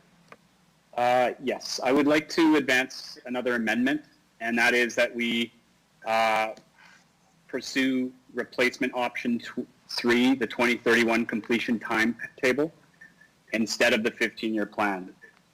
So just to be clear, that council works towards the 10-year completion time frame rather than 15. I'll need a seconder for that. And I believe Amber will be putting that up on the screen. LeBlanc. Thank you. I'll just ask you to, we're just going to take a few minutes. Deputy Clerk is having a few technical difficulties here while we get this up.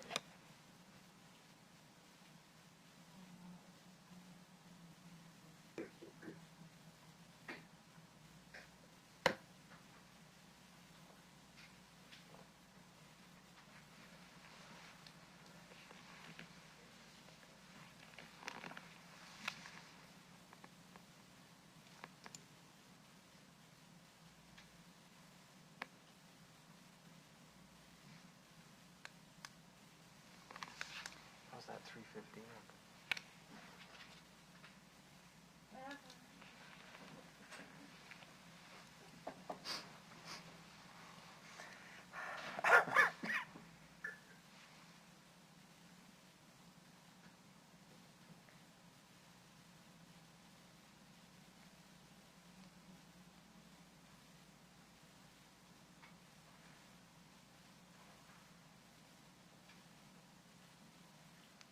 There we go.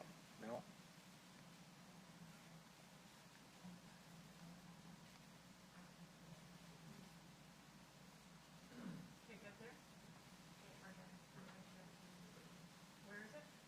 That's the same one.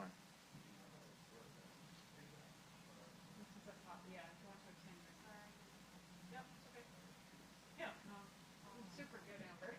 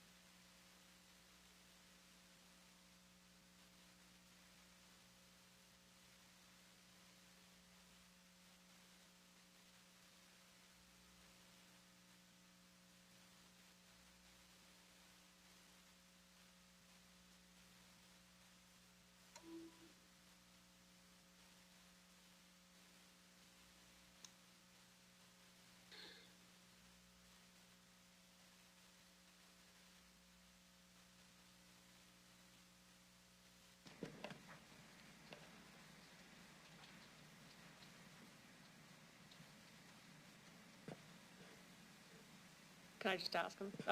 Council, can one of you verify when you can see the amendment? Got it. Got it, perfect. Councillor Stevens, please proceed. Great, thank you. I do appreciate administration's work in providing us the costs and implications of 3 different options. I do appreciate the balance that they've struck. However, as a councillor who represents communities with roughly half of all the lead service connections in Regina, and is someone who had supported the initial 5-year time frame that was proposed and acknowledged in 2019. I would be remiss if I did not at least attempt to reduce that time frame. I think another worthy note is that a substantial portion of these lead service connections are located in North Central, which is one of the most marginalized urban communities in Saskatchewan. And I think there will be a struggle, regardless of supports, to ensure that all the mitigation measures are in place to ensure that people are not drinking lead. So for these reasons, the costing is all embedded in the report. Administration has provided us with an outline of the costs. I understand the financial challenges. I guess I would argue that this is the time frame that we need to work towards. As a follow-up question to administration, can we align this project, any of the options we pursue, with requests from the province or the federal government for infrastructure dollars?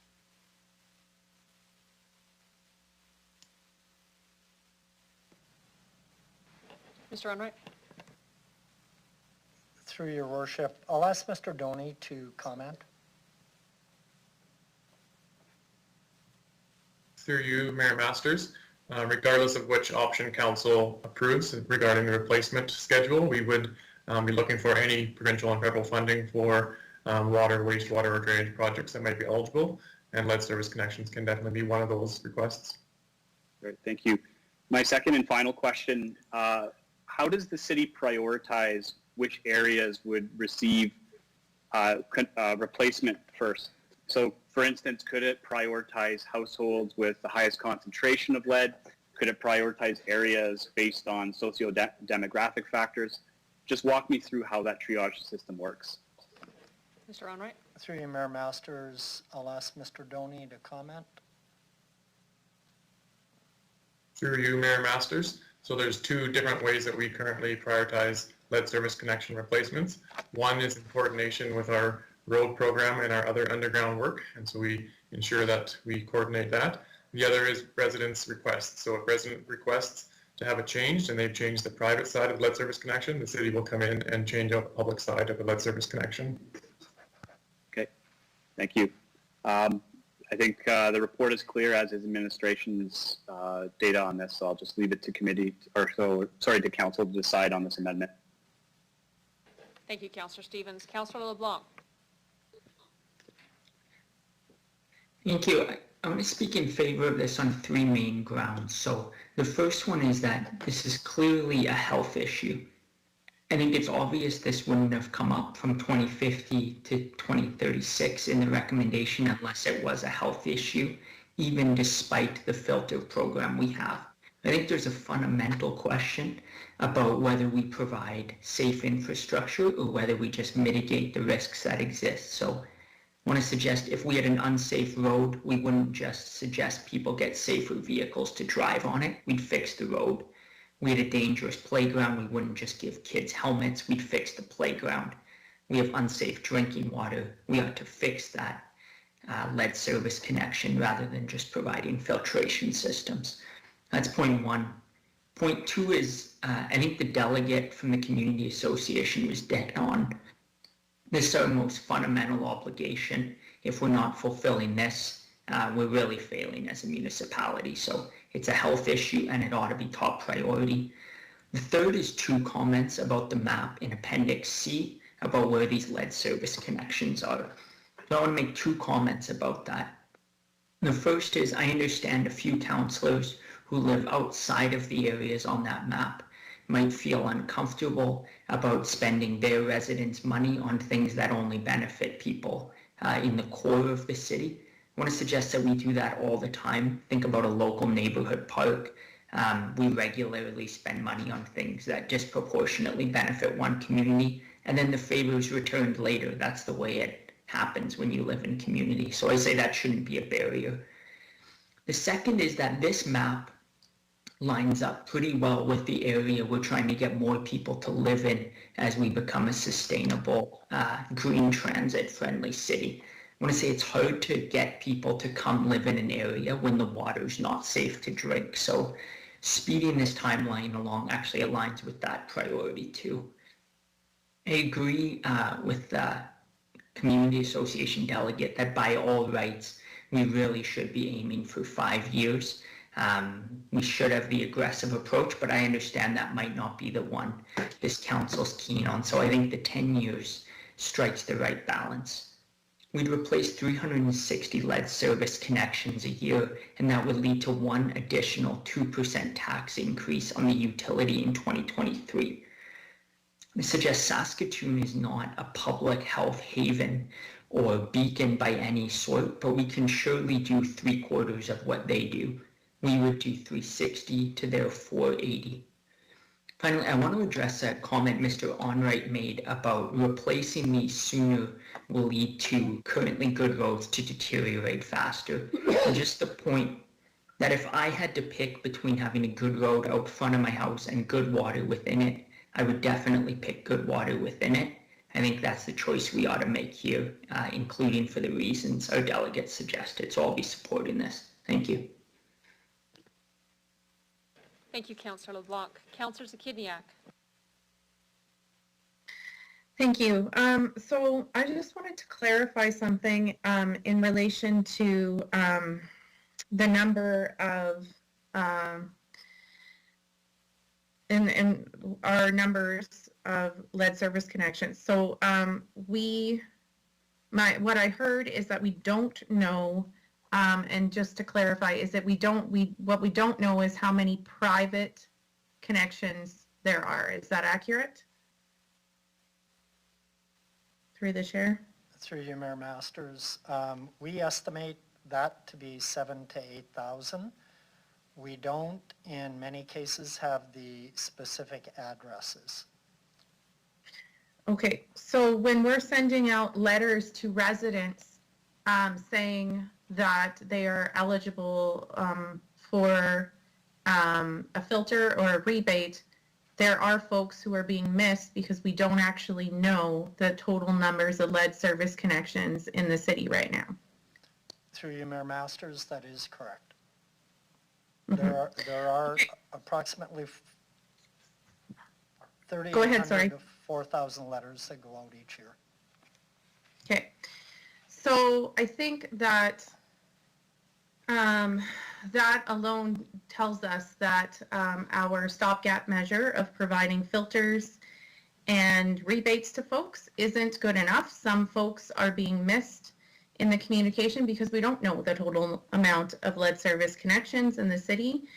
For that reason, I think that's reason enough alone to support an expedited timeline. I definitely support the 10-year option for that reason and the others that have already been mentioned so far. Thank you. Thank you, Councillor Zakidniak. Councillor Hawkins. Thank you very much. As I said in my opening, I would support doing this as quickly as possible. There's no doubt that it's a priority. That said, there are certain practical considerations to be taken into account. The administration has considered those carefully and laid them out to us. To go to from a 15 to a 10-year time period will double the cost of doing this work. That is not insignificant. Not only that, it'll mean there'll be coordination problems with street repair, with traffic in neighborhoods. Again, it's not like we're saying to anybody, you have to drink lead-filled water. What we're saying is, if you've got a concern, you will be able to access a robust program on the part of the city to get a water filter. And over the course of the next 15 years, we will solve this problem. But to try and cram it into a shorter period than the one recommended by the administration is going to mean one of two things. Either it's going to mean that water rates go up quite dramatically, which is not something that helps low-income people, as they have explained to us, or it means we're going to have to make very difficult choices in our priorities. For example, it may mean that there's less money for assisted housing. It may mean there's less money to repair roads. It seems to me that the administration has proposed a very reasonable compromise. The difficulty that we can't reach everybody all at once is corrected by a robust water filter supply program. And I think those two things suggest the city has taken this to heart and has provided a very balanced program. And for that reason, I think we should stick to the 15 years. Thank you. Thank you, Councillor Hawkins. Seeing no one further, I will ask the city clerk to call, oh, actually, Councillor Stevens, you can close out debate if you like. Nothing further. Thank you, Councillor Stevens. City clerk, could you please call the vote on the amendment to go to a 10-year timetable for replacement of the lead service?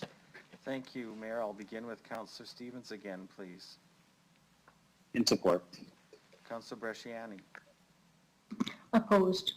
Councillor Findura. Opposed. Councillor LeBlanc. In favor. Councillor Shaw. Opposed. Councillor Zahidniak. In favor. Councillor Mancinelli. Opposed. Councillor Mole. Opposed. Councillor Stadnichuk. In favor. Councillor Hawkins. Opposed. Mayor Masters. Opposed. The amendment is defeated 4-7. Mayor? If he has time left up. Councillor Stevens, you can continue on if you like, if there's anything else you wish to speak to. Nothing further. Thank you, Madam Chair. Thank you, Councillor Stevens. Councillor LeBlanc, I believe you're on the list next for the main motion. My issue is raised, actually. Thank you. I'm fine at this point. Thank you, Councillor LeBlanc. Councillor Zakidniak. Thank you. I believe I just have one question, which is, so the $100 rebate, is that, do we know if that covers the complete costs of a water filter? It depends on the filter they get. How does that option work? Through you, Mayor Masters. So that covers the cost of 4 filters that the city would provide.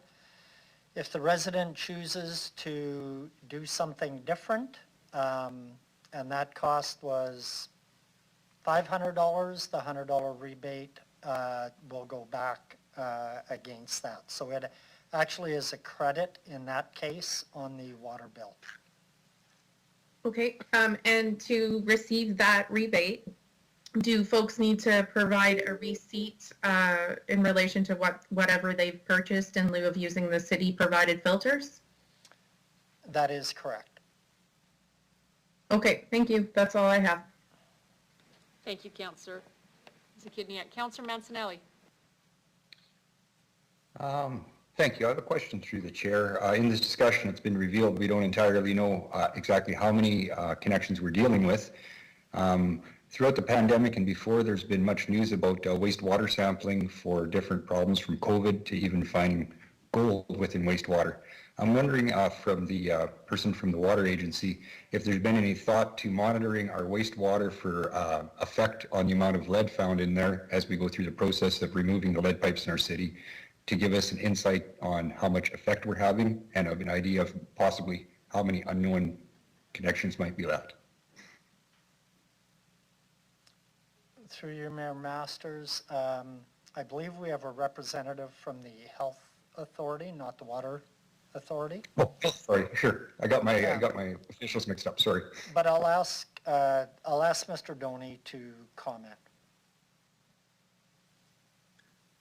Through you, Mayor Masters. So as mentioned, there has been some work regarding COVID and wastewater.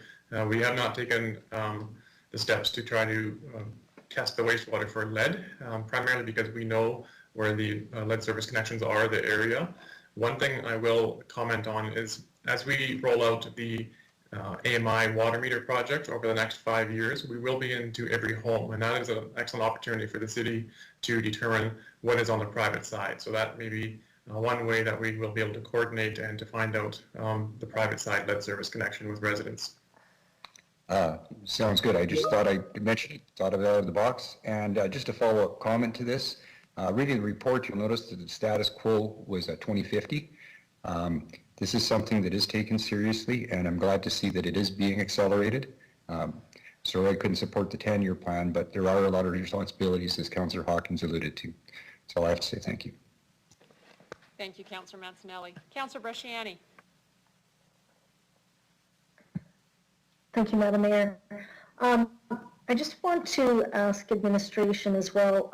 I know Montreal has done some work in this, and I'd like to also make a comment that we're not unlike any other city where it's low on the intake of filters. It's the kind of the reading that I did in other cities. It's very common. I agree that we need to do more and try and engage as many residents as we can.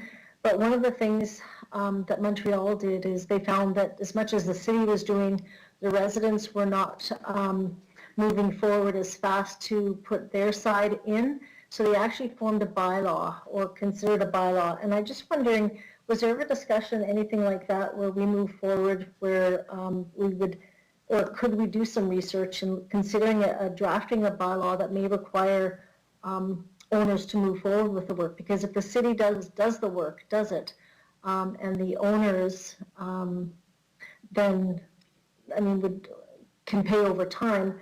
But is that something that was ever looked at? Could I ask administration that, please? Through you, Mayor Masters. So the program that we've outlined, if the city is doing the connection on the public side, then the resident, the private side will have to be done. That's where the funding options are in place. I'll ask Mr. Doney in their research what they found. So I believe, Councillor Bresciani, what you're referring to is the balance of the private side only. Yes. How that could be dealt with. So I'll ask Mr. Doney to comment.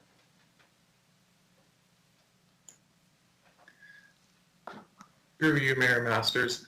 Yeah, so as Mr. Onright outlined, the recommendations before you do include mandatory private side replacement when the city side is replaced. So that is for the approximately 3,600 connections. The other connections could be something that council could consider in the future as this program is rolled out, depending on the uptake of the private side replacement. Providing these two program support options are really the first step to reduce the financial impact for private side replacement by spreading it out over 5 years or 10 years. So in the future, council could consider something to mandate private side replacement where there is no public side replacement. But at this point, we haven't recommended that. Some cities are moving in that direction, but typically it's when they're further down the path of removing all of their public side lead service connections. Thank you for that clarification. I too would, I remember this coming first to council, and it was, again, the 2050. And so I know for, it may seem like the 15-year is quite a ways away. I would say that coming from the 2050 down, I would say that the city has done their work to ensure that we can to try and reduce this as much as possible. But I also want to ensure that I would like to ask, will there be a report coming back to let us know how we've done in the next year or two, or how does that work through the chair? Mr. Onright? Through you, Mayor Masters, yes, we can bring an update back through, it would come through Ops Committee. And that could be annually or every 2 years. I would maybe suggest that we get 2 years into the program and then bring a report and an update back to committee and council. Thank you, through the chair. I would appreciate that undertaking. It would give us kind of a bird's eye view as to kind of how we're doing with both the filters, but as well as the work. So I'll leave it there. Thank you. Thank you, Councillor Bresciani. Any other questions or comments from council?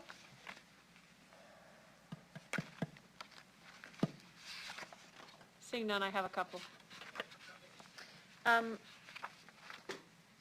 Given our kind of lack of exact addresses, how confident are we in the city records that we're purporting to quote here at 3,600 and 44.95? How confident are we?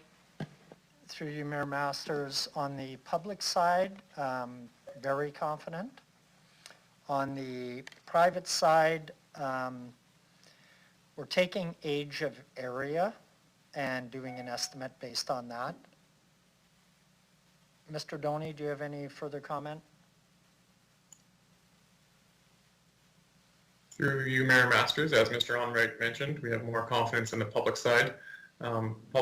Public side lead service connections, and the private side is truly based on age of homes, and so we have less confidence in those numbers. Thank you. I do have a question, and Mr. Holden, perhaps this one is for you or returning members of council. There was a decision referenced by one of the delegates, a council decision to get this done in 5 years. That was unanimous. Can you help me understand how 5 became 30, which is now 15?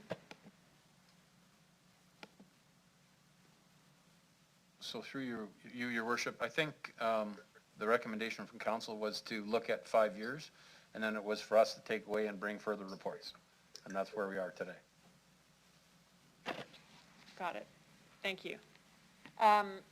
Further to Councillor Bresciani's comment in terms of getting some feedback, I think I would just add to that, whatever the plan is relative to engagement in that robust plan, Councillor Stanichuk's friendly amendment to Councillor Hawkins, I think 2 years might be a little bit touch long, so, you know, at some point in time, if it's not too onerous, just to come back with what it is you've done with that. Go ahead, Mr. Onright. Through you, Mayor Masters, we can bring back an annual update if that's what council would like. Okay. I think given the importance of the issue, based upon health, based upon some of the concerns of the local. Yep.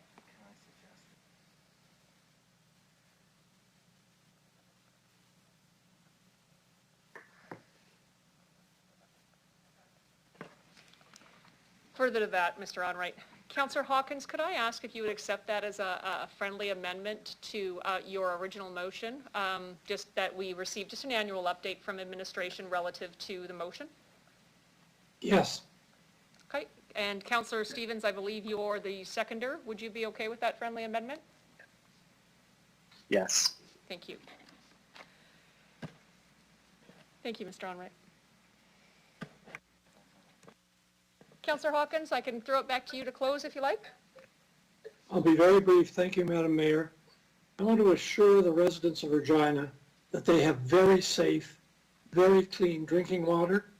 The council takes that matter seriously, that with respect to lead, we have put in place a very viable program to remove lead piping from the city side. And we have provided an interim measure through the water filter program, which when you take the two together means that nobody in Regina should be finding themselves drinking water with lead in it. I think it's important though to stress to the public that water is a top priority, and we are putting in place a program which will maintain the safe and clean drinking water that Regina citizens enjoy. I'd ask council to support the motion. Thank you, Councillor Hawkins. Mr. Clerk, I'd ask that you please call the vote on the motion as amended. Thank you, Mayor. I will begin with Councillor Hawkins, please. In favor. Councillor Stevens. In favor. Councillor Bresciani. In favor. Councillor Findura. In favor. Councillor Stadnichuk. In favor. Councillor LeBlanc. In favor. Councillor Shaw. In favor. Councillor Zahidniak. In favor. Councillor Mancinelli. In favor. Councillor Moore. In favor. Mayor Masters. In favor. Carries 11-0. Mayor? Thank you, Mr. Clerk. Council, seeing as it's 3:14 and we are legislated for a 3:15, now that's 3:15. We are going to recess, and I will hear you all back here at 3:30. Thanks very much.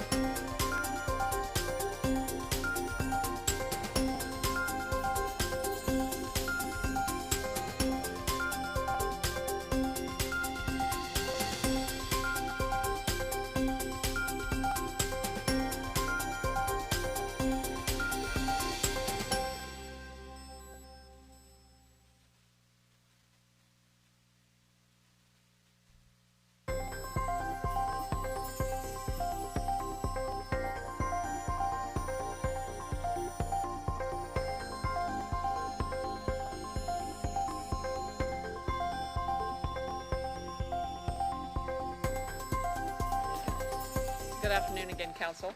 Welcome back. We're moving on to committee reports. We'll consider item CR 21-88, Land Development Master Plan Consulting Services, over $750,000. Deputy Mayor Stevens, can I ask that you introduce the report? Thank you, Madam Mayor. Could I get a seconder for this, please? Stadnichuk. Great, thank you. The request is quite straightforward. It is a request for funding to support the development of a land development master plan aimed at, as the report suggests, developing, I believe, about 5 parcels of city-owned land. I'll pass it over to administration to provide an overview of what this entails, the timeline, and the implications for the future.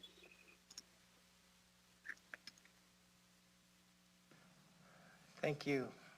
Through you, Mayor Masters, just to follow up on Councillor Stevens' remarks, the report is seeking approval to engage consulting and professional services over $750,000 to support land development planning related to developable lands held by the city, specifically lands in Riverside, Hawkstone, Taylorfield, Queens and Parliament, and Towns North neighborhoods. And this work to be undertaken includes assessing requirements to service the lands and geotechnical and environmental assessments, and we anticipate this work will occur through this fiscal year and next fiscal year. And this information that will be received from this work will be used to develop high-level financial plans that project the ROI, the return on investment, in developing these lands, residual land values, and approaches on how and when the land should be developed, including a development approach for each of those land parcels. Thank you.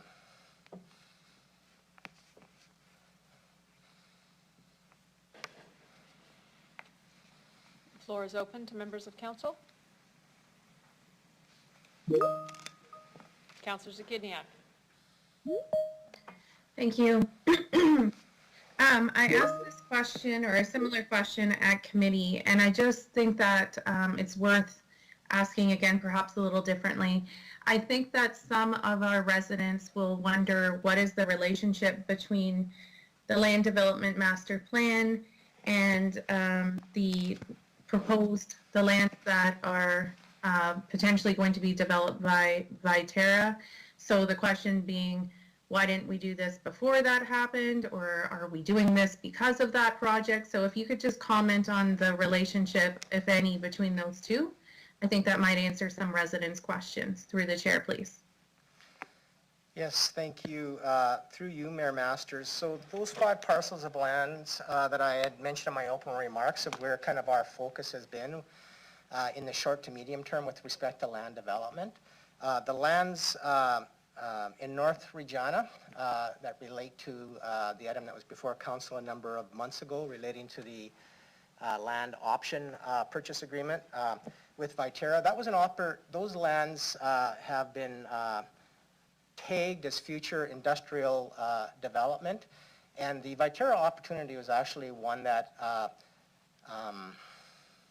was unexpected, and so one that we had moved on specifically related to development of that parcel of land that Viterra was interested in. So it wasn't something that was in our short to medium term view and perspective. This report before you speaks to those 5 parcels of land. I think there's an opportunity as we go through that work, whether at some future point we add those lands north of the city to this review as well.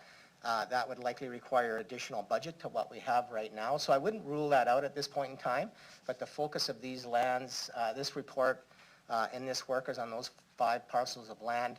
The Viterra piece was an unexpected opportunity that we felt was an important opportunity for the city to pursue, and that's why that was kind of outside of these 5 lands. Again, does not preclude us coming back to council, I think, as we work through this and make a determination of whether it makes sense to add the additional lands to this work at a future point in time. Okay, thank you. That's all I have. Thank you, Councillor Zakidniak. Councillor Bresciani. Thank you, through you, Mayor Masters. These 5 parcels of lands are going to be developed out within the next 5 years through the chair, or how many years? Through you, Mayor Masters. So all the parcels, I believe, and I'll have Ms. Bisdell confirm this, of the 5 parcels I mentioned, they're all within the city's 300,000 growth developmental pieces of land. The one that's outside of that is Towns North, but we are currently developing Towns South, and so I think it's just a natural extension to do this additional work on Towns North when those lands open up for development. I'll ask Ms. Bisdell to comment if she has any additional comment.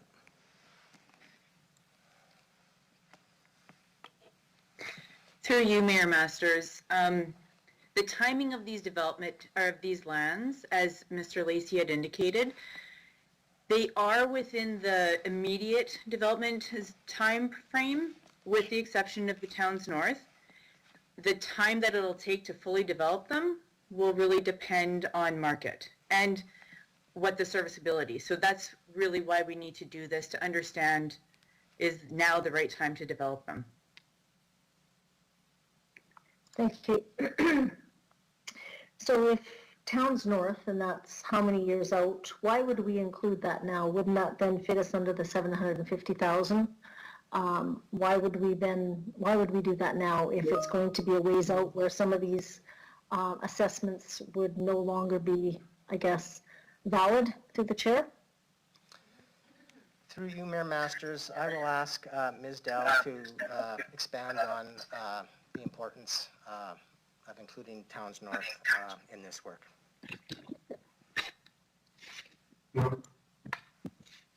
Through you, Mayor Masters, as I'd indicated, these are within the 300 growth POP developable lands.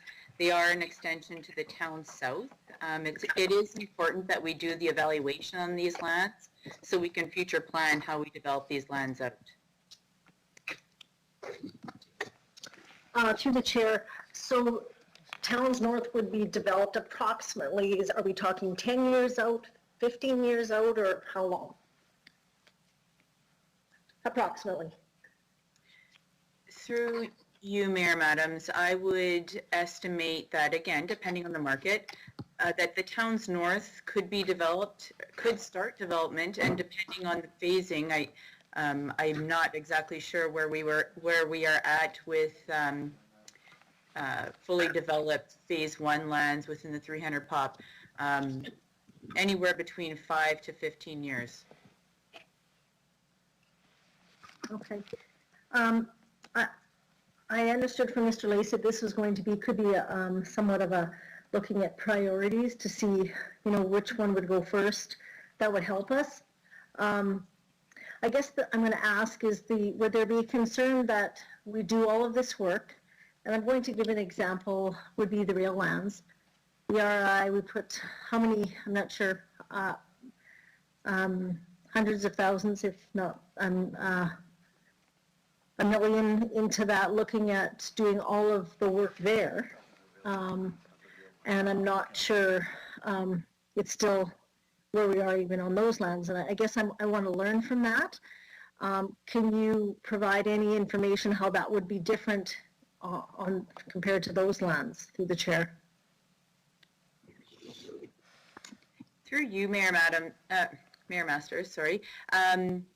That's exactly the kind of work that we need to do. Now, the yards land, the technical evaluation that we've done there is much more detailed because we have enough information to pretty much go into concept planning right away.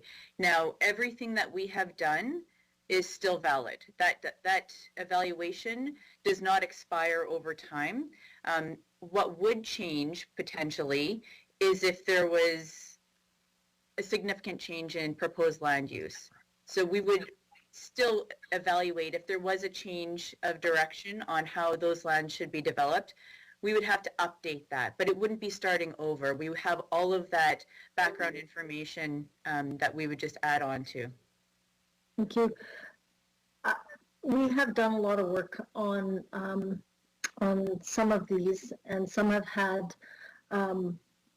some kind of survey work or engineering work or some kind of work that's been done, assessments on them. Are we going to then share that with the contractors or whoever we're going to be contracting with, be able to utilize all of the work that's being done? And wouldn't that then save the city dollars because we've done some of the work already to fit under that 750,000 within that budget of the 750,000 through the chair? Through you, Madam Mayor, or sorry, Madam Masters, Mayor Masters. I'm not sure I understand. So are you referring to the yards technical evaluation? No. Okay, so with regards to the other parcels of land, if there is any evaluation of those lands that we have, which to my understanding, we don't have a lot, it would build on that. So yes, it wouldn't be rework for sure if we have any of the information. So from the city perspective, on the city infrastructure, that would be used by our consultants. They would not have to recreate that. They would basically be looking at on-site servicing and how that connects to the city services. Okay. So just to be clear, so the original amount was 750, but this, we know now this is going to be over the 750 and it's going to be around the 1.2. Is that accurate through the chair? Through the chair, we've always estimated this was going, we budgeted just over 1 million to do all of this work. The administration bylaw requires council approval if we are going to enter into a consulting contract that is greater than 750. So never did we expand that from 750. It's just an administrative requirement to have council approve that spend over 750 with on consulting services. Through the chair, then sorry, I maybe don't understand. Then how do we know that it's going to be over the 750,000? How do we? So we put it out through the chair. How we know that is just based on the estimated amount of work that has to be done on each parcel. So due diligence on land evaluations of this nature is approximately, we're budgeting $200,000 per parcel approximately. So we have a land development or real estate, which is with an area within the city. Why can it not be done within the city staff that we have? We've got engineers, we've got Shauna, we've got you, why can it not be done within city services, within that city development area? Through the chair. Through the chair, the land development and real estate branches, land development, I will say, branch is exactly comparable to a private developer. So if we were to have city staff perform this type of an evaluation, could they? Perhaps. We haven't looked at that. If Dream, for example, had to do their evaluation and they saw that we were having city staff do ours, they would likely expect the same from city staff for their lands. We are essentially comparable to a private developer. So there is a separation between the developer and the regulator. We have to do this work and then hand it over to the regulator to evaluate and ensure accuracy and that it meets all of the city standards and requirements. Okay. And you're saying that regulator is who you're going to contract with. Is that accurate? Sorry, through the chair. No, not at all. We will be contracting with private engineering firms, consulting firms to do the work, similar to a private developer. A private developer would consult with a private engineering firm. Right.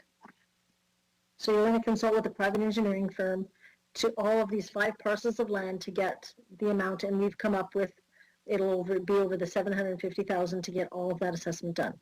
And the city has done some assessment, but I just want to be clear.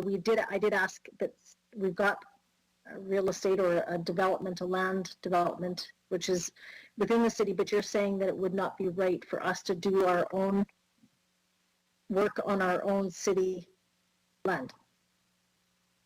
Through the chair, correct. We are very separate and apart. Even though we are considered administration, we are considered land development administration, not regulator. So it's very important that we keep our roles separate for transparency. Councillor Bresciani, could I I'll have, leave it there. I'll have Mr. Lacey actually respond as well to some of your questions here. So, Thank you. thank you. Through you, Mayor Masters. So, just maybe a few comments to summarize what Ms. Bisdell was articulating, and then maybe just some additional information. So, the city has really two distinct roles with respect to land development. For all land development that occurs in the city, whether it's the city doing the development as a land developer or a private developer, we, all developers, need to deal with the regulatory side of the city to get the necessary approvals, et cetera, to move forward with land development. And that's through our planning department, which falls under Ms. Hauerluck. And so this relates to what I would call the actual land development or business side of land development, where when the city develops its own lands, it's very much like a land developer, like a private sector land developer. And it's important to keep those two distinct in that the regulator, in our view, needs to treat the city as a land developer the same as it would a private sector land developer developing land. The only other comment I would make, just with respect to utilizing city staff for this work, so one is the importance of keeping a separation between the land developer and the regulator. The second piece, however, is that even if we looked at that, the staff, the engineering staff, et cetera, in the planning branch are fully engaged with respect to the work plan that they have around engineering work that needs to be done with respect to the city's ability overall to supply capacity in the city with respect to water and wastewater, and also engaged in future planning with respect to what the city needs to do to bring those services basically to that property where the property is being developed. This work really looks then at servicing those lands once the city's brought that service basically to the property. So while it's similar work, it is different work. And with respect to city resources, what the city has are already fully engaged with kind of that city building work. Okay. I think that's, I'll leave it there. That's all I have. Thank you. Thank you, Councillor Bresciani. Councillor Stadnichuk. No, that must have been from before the break. Oh, no, my name did go up. Oh, no, I'm fine. I'm fine, sorry. Thank you, Councillor Stadnichuk. Councillor Shaw. Hi, Councillor Bresciani asked a lot of the questions I had, and I'm just trying to go back to my notes from our ED meeting. We're budgeting about $200,000 a parcel. Am I correct in that, through you, Madam Mayor? Through you, Mayor Masters, so yes, that is what our land development branch is budgeting. At the end of the day, these services are going to be acquired through an RFP process or through a tendering process. And so at the end of the day, it'll be the market that dictates, what the cost is going to be to undertake this work. So what we have in the report is our estimate at this point in time, given past experience when we sought these services in the past. So just kind of a follow-up question, and please forgive me for my ignorance on this. We talked lots about how a lot of the stuff has already been done through city admin from before, and we can utilize some of this going forward. Now, my question is, if we're going through this, why did we do any of the pre-work before, through you, Madam Mayor?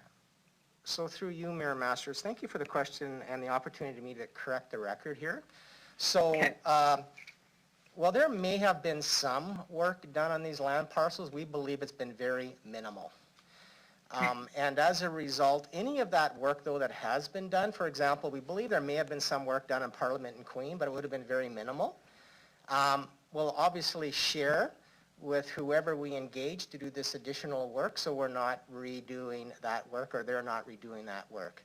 The reality is these land parcels that we've referred to have had minimal work done around looking at servicing requirements, environmental and geotechnical work. Where we have done substantial work is in the yards. The yards is not part of this piece because we've done that work there already. That's all the questions I have. Thank you guys for clarifying that. Thank you. Thank you, Councillor Shaw. Any other members of council? Thank you. Councillor Mole.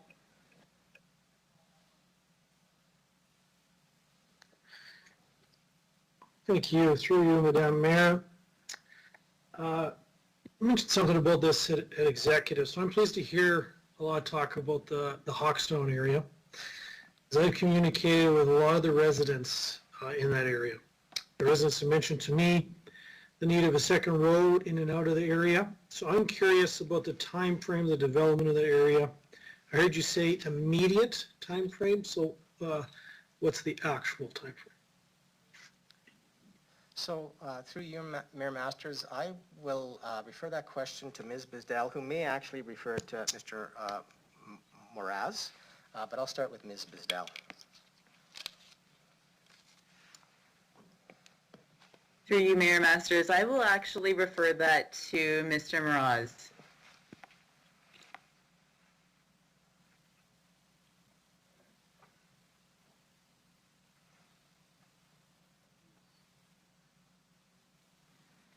Mr. Moraz, are you on the line? Yes, Mayor Masters, sorry, we just had some technical glitches there. In terms of being, the Hawkstone lands, in terms of being immediately developable, that's within the city's official community plan in terms of the growth strategy. In terms of actually when they develop will depend more so on the market. Okay, and we'll know where the market stand as a result of this study. Through the chair, so the market, that would actually be separate work to accurately quantify the market. The market is strong right now, however, we don't know how deep that market is. This work is more about developing a budget for the land. We need to understand the profitability of the land at a minimum, so that if we decide to develop these lands, if there's a strong market, at some point we would have to come to council and go, here's a pro forma, here's a budget, here's how much money we think we can make on this land, just speaking purely to profitability. We can't answer that question right now. If somebody came to me and said, Mr. Land Developer, how much money can we draw out of the Hawkstone land? I can't answer that. I can do a back of the napkin calculation, but I cannot give you a definitive answer. Never mind actually coming forward seeking some sort of investment funding. Okay, thank you very much. Thank you, Councillor Mole. Any other questions from council? Seeing none, I'll ask the clerk to call the question. Thank you, Mayor. I'll begin with Councillor Stevens, please. In favor. Councillor Hawkins. In favor. Councillor Stadnichuk. In favor. Councillor Findura. In favor. Councillor Bresciani. In favor. Councillor LeBlanc. Opposed. Councillor Shaw. In favor. Councillor Zahidniak. In favor. Councillor Mancinelli. In favor. Councillor Mole. In favor. Mayor Masters. In favor. Carries 10-1, Mayor. Thank you. We'll now consider item CR 21-89, appointments to Regina Planning Commission and Community Wellness Committee. Deputy Mayor Stevens, can I ask you to introduce the report? Thank you, Madam Mayor. Can I get a seconder, please? Second. Bresciani. All right, thanks, John. So two appointments, one to the Community Wellness Committee, Councillor Bob Hawkins, and another to the Regina Planning Commission, Mr. John Aston. I don't think there's anything else that we need to say. Thank you. Deputy Mayor?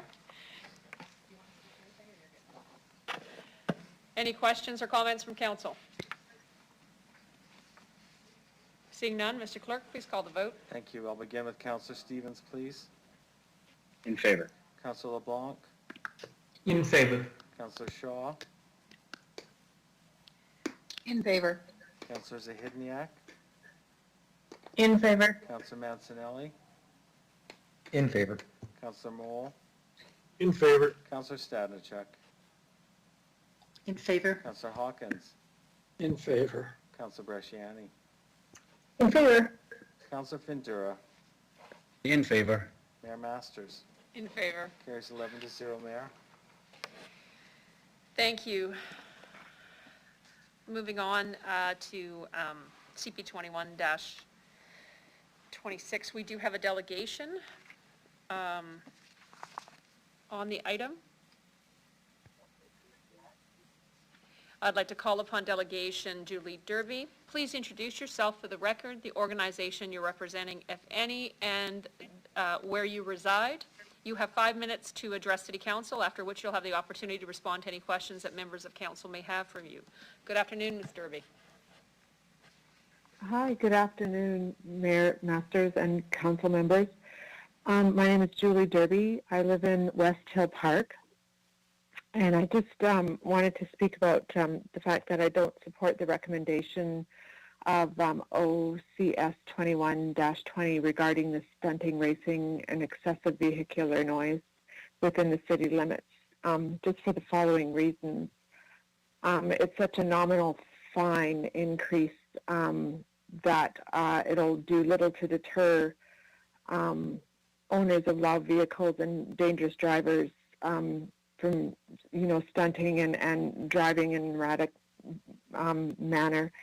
The report did not address a proposal in MN 20-17 that called for an increase of fines from the hours of 10 p.m. and 7 a.m., whereby it's there's a more serious and more dangerous, increase of dangerous driving in between these hours. Also, the environmental and safety factors, the berms and roadway designs, speed limits, long-haul truckers, heavy trucks, it contributes to the amplification of, the vehicle noise, and it impacts the neighborhoods that are adjacent to these high-speed roadways, especially, where we live, coming off of the bypass along 9th Avenue Northwest. Having the berm there, it's incredibly loud. It's quite the little drag strip on Friday and Saturday evenings. And it's just simply not a very wide roadway, no shoulder. They've put up some yellow pylons to sort of mitigate the dangers of driving along this road, but you add speed and a mixture of vehicles driving at high rates of speed, along with cyclists that are driving along this roadway. It's a recipe for a safety disaster. Also, there was really no, I don't see that there was any public consultation conducted for this report. There's no mention of specific areas or anything conducted with the Regina Police Service, or anything that I've heard of in liaising with the Regina Police Service for maybe some recommendations along this road. So maybe it might warrant a larger increase of a fine. I think $250 is too low. I don't know, unlike maybe it should be something like out east, the city of Ottawa, they put in I believe it's $500. And it's an even higher fine between certain hours, 10 p.m. to 7 a.m. and they've, introduced new fines just for stunting and racing. So yeah, and then just some more enforced, speed, enforcement along for racing. It seems like there's a police presence maybe on a Monday afternoon, but there's nothing on a Friday and Saturday night when this occurs. And also maybe it's a matter of extending the speed, the speed project that the Regina Police Service has come up with. Maybe extending that beyond April to May. Maybe it needs to be extended throughout the summer months. But yeah, I think that it's in our area, it's really bad with the development of Coopertown, or the potential development. Coopertown or Dream has put up, or whatever the development company's name is, they've put up a berm, and the noise just deflects off of this berm and into where we live. It's incredibly loud. You can't sit on your back deck. And I invite anybody from the City Council, and along with yourself, Mayor Masters, to come out, have a look and a listen, and to see also these yellow markers that the city has put up to sort of increase safety. They're being knocked down continuously, and the city's continuously having to put them back up, and it's quite a mess. And it's an accident waiting to happen. It's definitely, not only noise, but a safety issue as well. So that's, so I support the recommendation, maybe even to submit a letter to the minister responsible for, under SGI, to maybe implement stricter measures regarding vehicle standards and inspection, and just to also help reduce, this excessive vehicle noise. Yeah, that's all I have for today. Thank you for the floor. Thank you, Ms. Derby, very much for your presentation. Council, do any members of council have question of the delegate?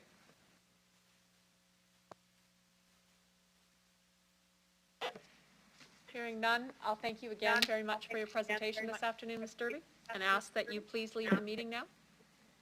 Will do. Thank you. Thank you.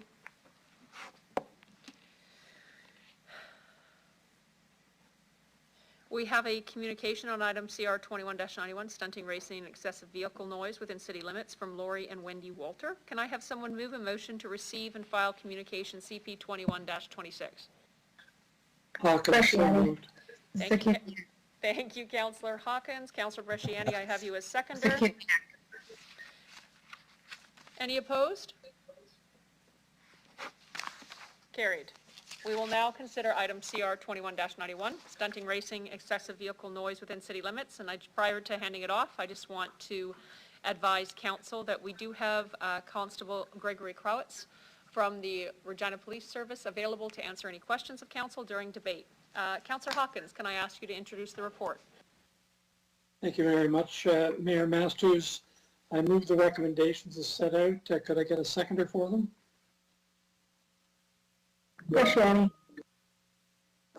Thank you very much. Through you, Mayor Masters, this matter was considered at some length by the Ops Committee.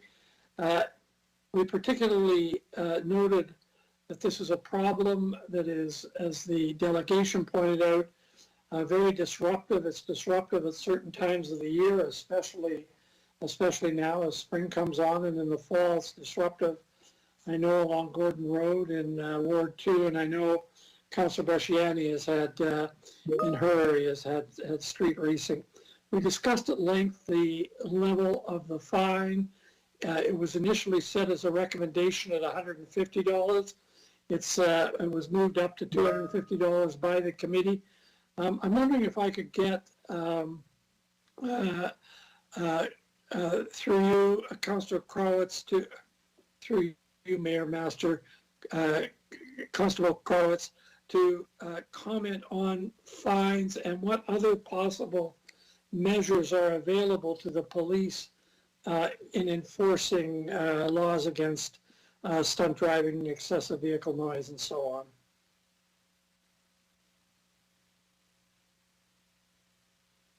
Yes, I can definitely comment on the fines and the fine structure. When we originally talked about the fines with the $150, that was in line with the other fines that we as police can write under the noise bylaw for such things as a loud party or a barking dog, which matched up with that.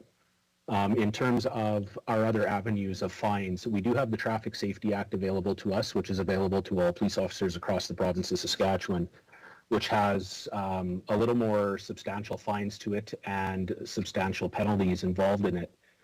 For example,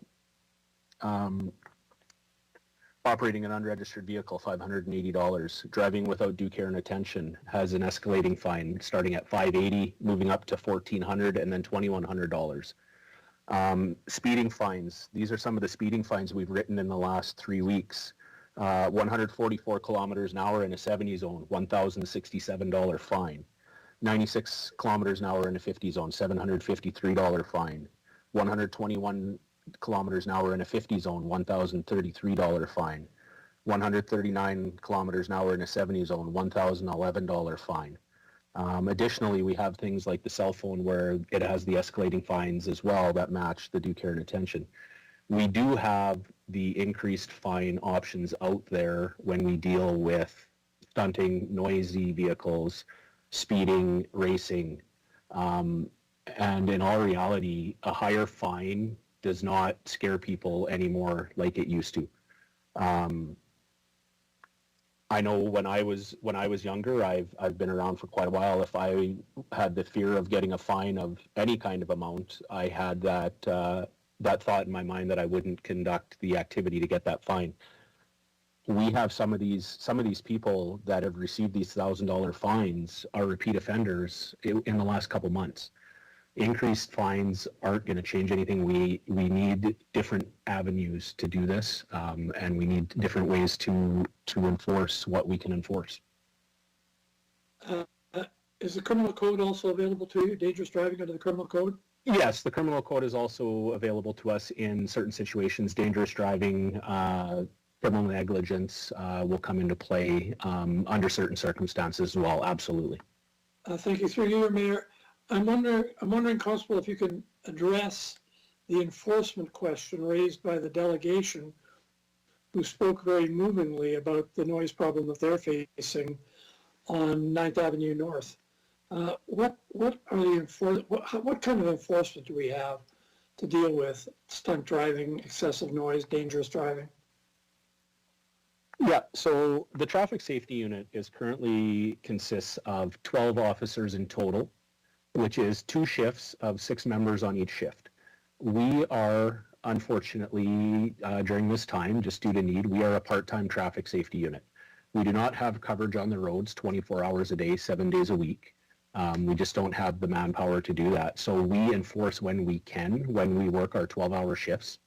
So sometimes, yes, we are available on a Monday, Tuesday, Wednesday, Thursday, but we don't have a traffic team working on a Friday night or a Saturday night because of the way shifting works. So we're just not available. What we try to do, like we do with Project Speed in the spring from April to May every year, is we bring in our traffic members on their off time to work these projects, but that comes at a considerable cost because it's overtime. And our budget to do that is very limited. And we have spent that money already. Now that we're at the end of May, to bring in these additional officers to do the enforcement. We enforce the best we can with what we have, and we continue to do it year round.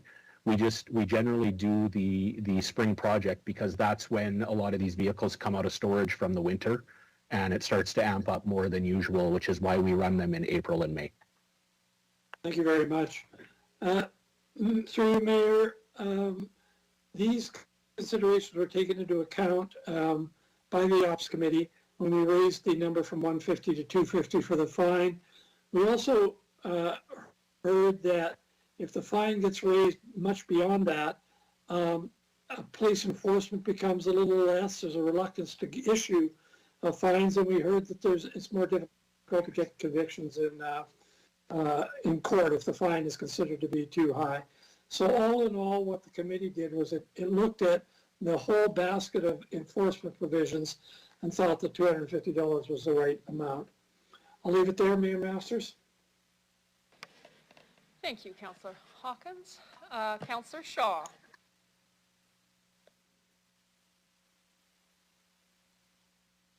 There we go. Constable, it's Cowitz? Crowits or crevettes, whichever you prefer. Okay, I'll go with Cowitz because I'm not French yet. I have a couple questions in regard to where, now I'm just learning this, so please forgive me for my ignorance. Do you guys have anything in place to actually, for the noise and the stunting and stuff like that, is there anything in place for the noise violations that you guys can actually determine what the noise is and whether that's validated for a ticket through you, Madam Mayor? No, there's nothing in terms of, say, a decibel reading that if a vehicle is at this many decibels, they're violating the noise bylaw. What it comes down to is a loud and unnecessary noise. So it's a judgment call on the officer. It's an officer opinion call. And the way I've explained it to people in the past when I've talked about it is, if I hear 3,000 cars driving down Albert Street and everything sounds the same, but I can hear your vehicle from 3 blocks away, that's loud and unnecessary. So that is, it's based on judgment and determination. Or we know that the topic of nights has come up here from the previous delegate. At night, sound travels a little more because there's less out there to stop the sound. So it's a little easier to hear something from a few blocks away. So we have to take into account, is that regular vehicle noise or is that somebody doing something to maybe cause it to be a little bit louder? And that's how we base it, is on those judgments. We'll use simple things such as, I've used it in the past, I had all the vehicles on my, all the windows on my vehicle rolled up with my radio on. However, I could still hear their vehicle over top of my vehicle. And that's the kind of evidence that we use when we go into courts, and that's the kind of evidence that we've been successful with in the courts. So technically, it's kind of like, there's, what I'm trying to figure out, is there actually a tool that says this is it, or is it kind of based on judgment? Like, I mean, speeding is 51, and we always leeway a couple of kilometers. Do you guys have anything like that in place? And if not, can we put something like that in place through you, Madam Mayor? We don't have anything in place like that. There is, under the Canadian Motor Vehicle Safety Standards, which is the federal motor vehicle laws, they regulate sound on vehicles when they're manufactured from a company. And under the vehicle equipment regulations in the province, you can't exceed what the Canadian Motor Vehicle Safety Standards indicate. However, the testing procedure under the Canadian Motor Vehicle Safety Standards is so strict that it would cost us millions upon millions to build the facility and run the facility in order to conduct that kind of testing under those standards, because it has to be a completely isolated soundproof area to run it. It's not something we can do just out on the side of the road with a decibel reader or anything like that. Right. So that's kind of it makes it hard for you guys to do this, to inflict the tickets, and that's what my concern is. What do you feel is the best through you, Madam Mayor? And I don't mean to put you on the spot, but I have a lot of these issues in my ward, and I've had a lot of people call me and stuff, and I don't know, because I don't have the history of how this all came into place, just from what Councillor Hawkins said.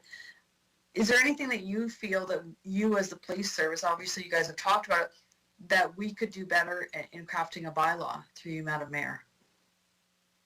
Oh, I don't know if I have an answer to that one off the top of my head.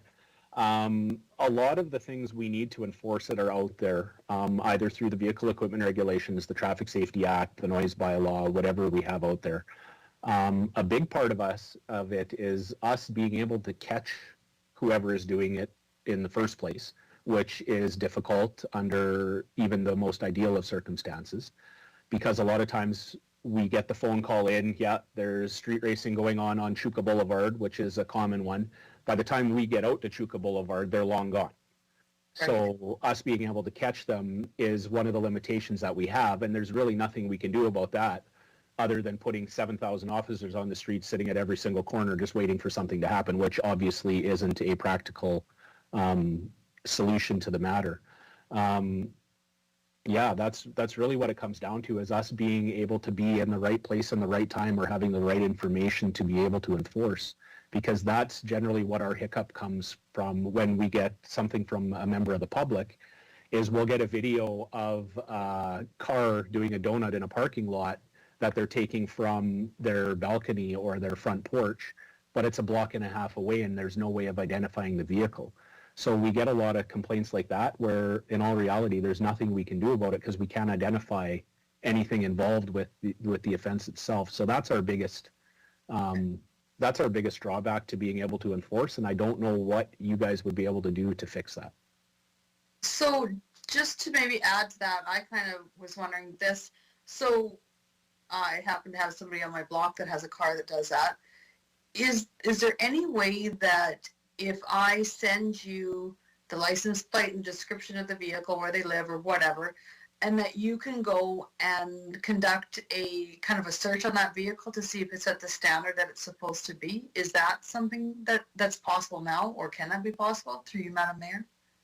Yes, that is actually how we get a lot of our complaints, is that someone will be very specific. So they'll say, the 17-year-old kid that lives 2 doors down with me that drives a black car with this license plate, right, plays his stereo extremely loud every time he comes home. Now, I can't go knock on the door and compel them to show me what's on their vehicle. I have to have them operating on a public roadway. But we have gone and we have sat in the area and waited for the vehicle to come by, and then we pull the vehicle over and we can check it over. I can't go into somebody's driveway and say, start your vehicle and tell me what's wrong with it, or I'm going to tell you what's wrong with it, because that's not allowed, because it's not being operated on the public highway. So we do need it to be operated on the road, or someone, say on the general public side, who's willing to write a witness statement and attend court if that happens, stating what they heard, what they saw, and who they saw doing it. So just to kind of, that's not quite what I was, like, I understand the music and stuff like that, but what I'm trying to figure out is these cars have these pipes on and these mufflers and all that kind of stuff. Are you able to find somebody for not having the proper pipe or muffler, or however that works, to like, because I've heard there's the noise mufflers and stuff, and it's a specific muffler that's put on there.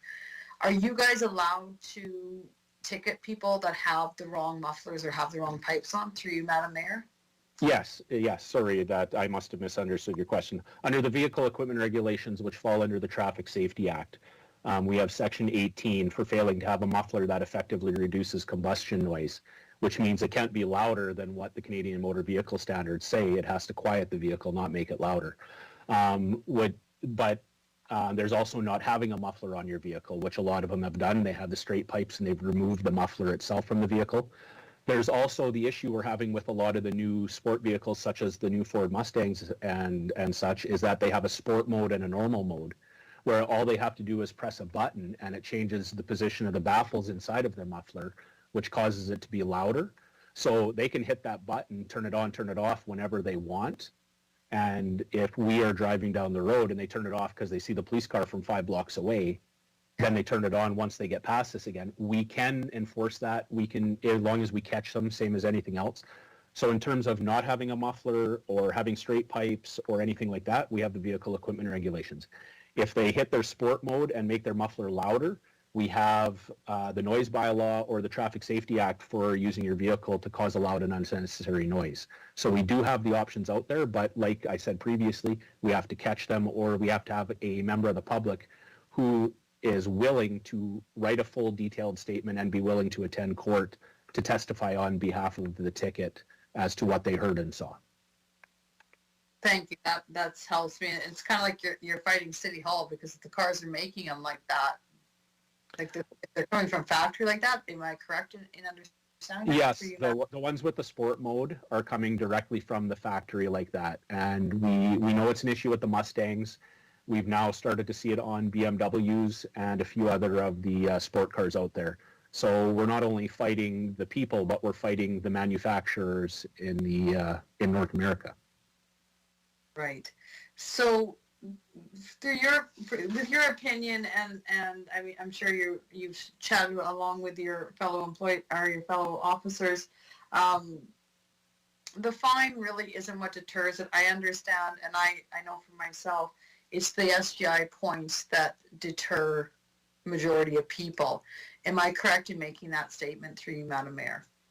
Yeah, it's the points, which is the fear of losing the license. Right. And it's the impoundability under the Traffic Safety Act for the fear of losing a vehicle. Because racing, for example, if we catch 2 cars racing under the Traffic Safety Act, it's an impound of your vehicle for 30 days, and it's 4 additional points on your license.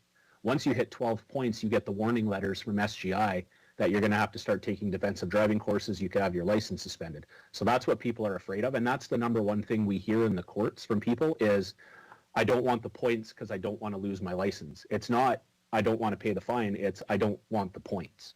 Or they don't want to affect their insurance rating because they have their 20% discount on their insurance, and if they lose the safe driver record points, they have to pay more on their insurance. That is what gets people more than the fines.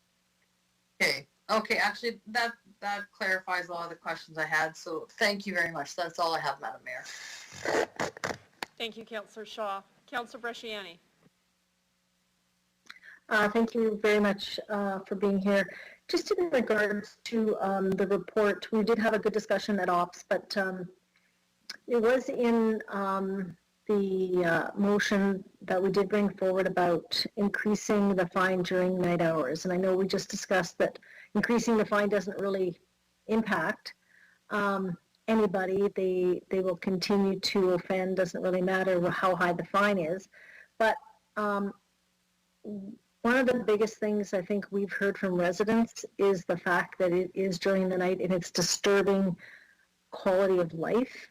Like people are sleeping with earplugs and, you know, children can't sleep. They're waking up in the night, especially during COVID when we had our essential workers, our nurses that were, you know, shift work. And those are the kinds of calls that we're getting that were so upsetting to me that we could not mitigate this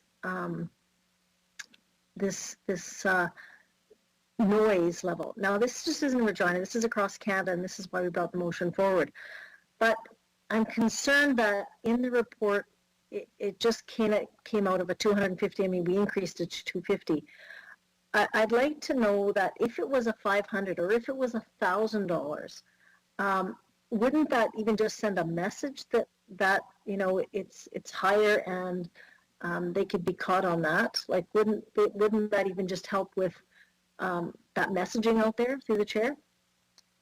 I'd like to say yes to that.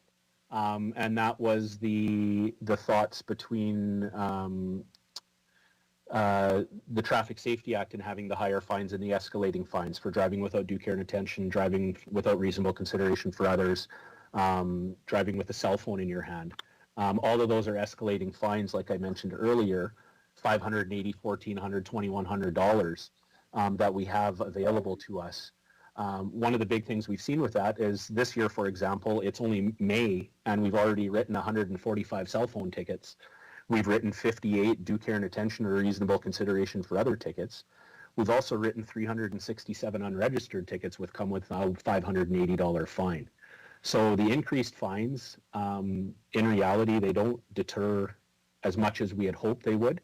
I don't know if it's because people seem to have more money to spend or they think they're not going to get caught. But the other thing that, and I know we talked about this last week, is the thing we have to be careful about is that we don't want to outprice what the justice on the bench feels is appropriate as well. And like I had mentioned when we talked about the $150 under the noise bylaw, that was in line with a noisy party complaint or a barking dog complaint, which we also get a lot at night. And we didn't, if we raise it too much, the justice does have the authority and the power to lower the fine. So we have run into that in the past where we were writing certain fines that a justice always reduced anyway. And people would tell us that when they got pulled over, they say, well, I'll just go to court and ask for a reduced fine and I'll get it anyway. So the increased fine isn't the only, it doesn't scare people as much as it used to, unfortunately. Yeah, okay. I want to know, though, out of this report, and you had indicated that, you know, we've only got, I think it's 6 officers, 12 officers in total, 6 on a shift. doesn't sound for me to me that, I mean, we've already used up our budget to try and hone in on some of the individuals for speeding, stunting, and racing. And we're not even into June yet. And we know that they get revved up June, July, and August. It doesn't end. So what's the mitigation strategy here? Like what is this goes forward? What are we really, I mean, we waited for over a year on this report. What are we going to get back for how we're going to really mitigate the excessive noise? Like how can we do it? You know, we had a couple things in plan last year, but unfortunately the pandemic changed that. We had consulted with SGI Vehicle Standards and Inspection Group, and we were, as a traffic safety unit, we were going to try to set up some dates with some of these car enthusiast groups like Beasted Society and some of the other ones, that all of these cars kind of travel around together, which are a lot of our offenders. And we were going to have such things as information sessions, you know, come to this parking lot with your car. We'll tell you what falls under law, what doesn't fall under law. We'll get it straight from the experts with SGI who write the laws and the regulations. Unfortunately, we've been put on hold for almost a year for that because of the pandemic. So that is something that we as a traffic safety unit with the Regina Police Service are going to try to do. Once we have the ability to do that and we can have a large amount of people gathering in a parking lot and stuff like that. In terms of what we can do in terms of enforcement, I'll be honest with you, we're doing the best we can. It gets harder for us in the summer because, like everybody else, we have families and kids and we take holidays in the summer. So having 6 members on each shift and having 12 in the traffic safety unit working through June, July, August doesn't happen. And it won't happen again this year because we take our holidays in the summer as well. So we prioritize the complaints that come in, the areas, the safety risks behind it, and we try to enforce in those areas the best we can. That's all I can honestly answer for that, is that's the best we can do, and we do the best we can. Okay. For the noise measurement, it's indicated in the report that it'd be way too costly. Edmonton uses an actual gun. They don't actually have to take it to a storage facility. They can actually use a gun. Are you aware of that type of equipment? There is a gun out there that yes, it's a decibel reader that they can use, but I know in talking with Edmonton Police, to be able to narrow it down to the specific vehicle or to determine how much of it's from that vehicle and how much of it is residual noise from the other vehicles around is extremely complicated, and they actually haven't laid a lot of charges under their laws for using that. It's more of a tool to say, hey, we think your vehicle might be too loud. We should probably do something about that. But to use it for enforcement, they haven't had much success with doing that. Through the chair, how many tickets have we given out for mufflers or for loud noises for vehicles? How long would you like to go back? Oh, just like in the last year. In the last year? Just give me 1 second to bring it up Sure. here. Sorry, at committee there was one ticket given, and I thought that was. Yeah. For 2021, there's only been 1 ticket issued for an inadequate muffler. No tickets under Section 4 of the noise bylaw, and 1 ticket under Section 215 of the Traffic Safety Act, which is create a loud and unnecessary noise with their vehicle. In 2020, we issued 13 inadequate muffler tickets and 5 tickets under Section 215 of the Traffic Safety Act. A lot of the times what we've done is we will issue what's called an inspection ticket, which isn't a fine, a monetary fine, but it compels the owner of the vehicle to have the vehicle fixed to Canadian Motor Vehicle Standards and Vehicle Equipment Regulation Standards. And if they don't, that vehicle will no longer be allowed to be registered by SGI if they don't comply. So there's no monetary fine to go with it, but we do write a lot of inspection tickets, which don't come into our stats, unfortunately, because it's not a monetary fine under the Traffic Safety Act or the bylaw. So through the chair, why could we not write a ticket if we know that it's doesn't have a muffler, or why would it? Because don't they sometimes then just take take it there, get it done, and then just put it on again? Like, isn't that kind of a repetitive? It's been known to happen, absolutely. Our hope is compliance. In all reality, every traffic member doesn't want to write tickets every single day to people. They don't.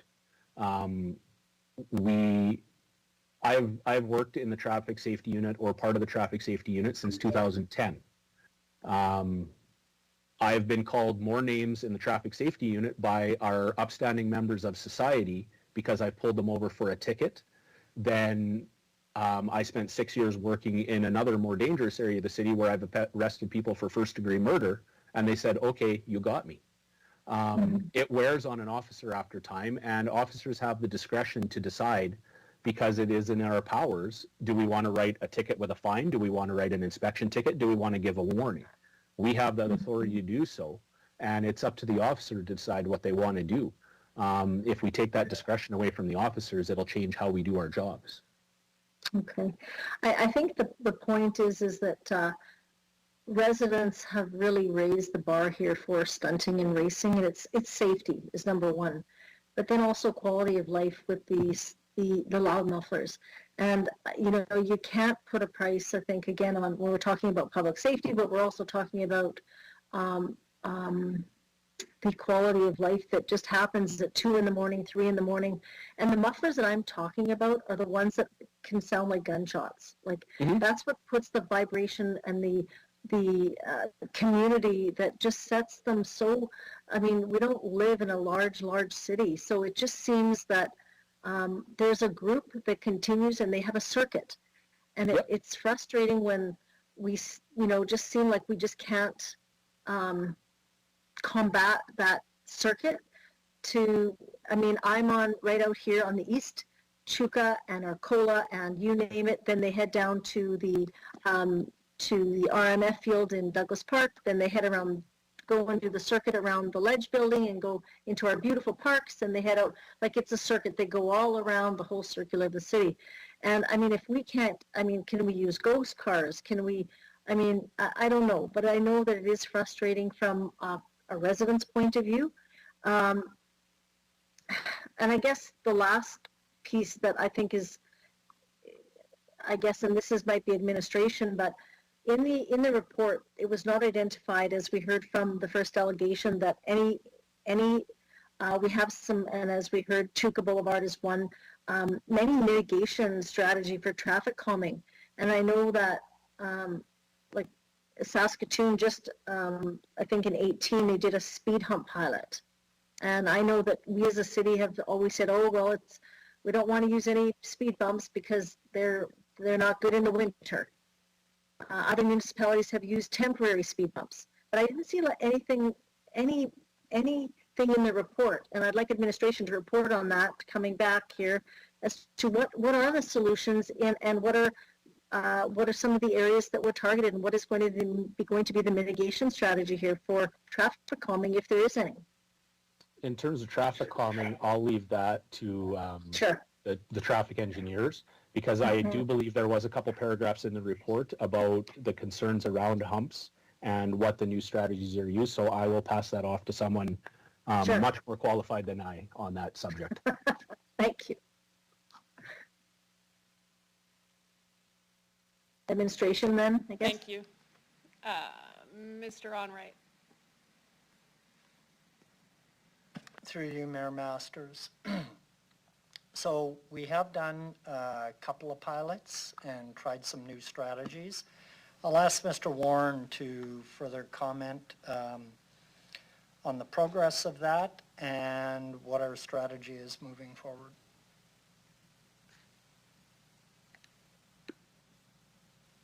Thank you. Through you, Mayor Masters. So the city has performed some traffic calming measures in the last number of years. Traffic calming measures are intended for local and collector roads that have chronic history of speeding and stunting. Arterial and major roads are not typically employed traffic calming measures on those. Just again, the idea is to move the majority of traffic. And when we talk about speed humps, those have been removed from kind of some of the options that we entertain, not only due to, as Councilor Bresciani mentioned, issues during the winter clearing, but also emergency vehicles, and the reason that they have to slow down for those.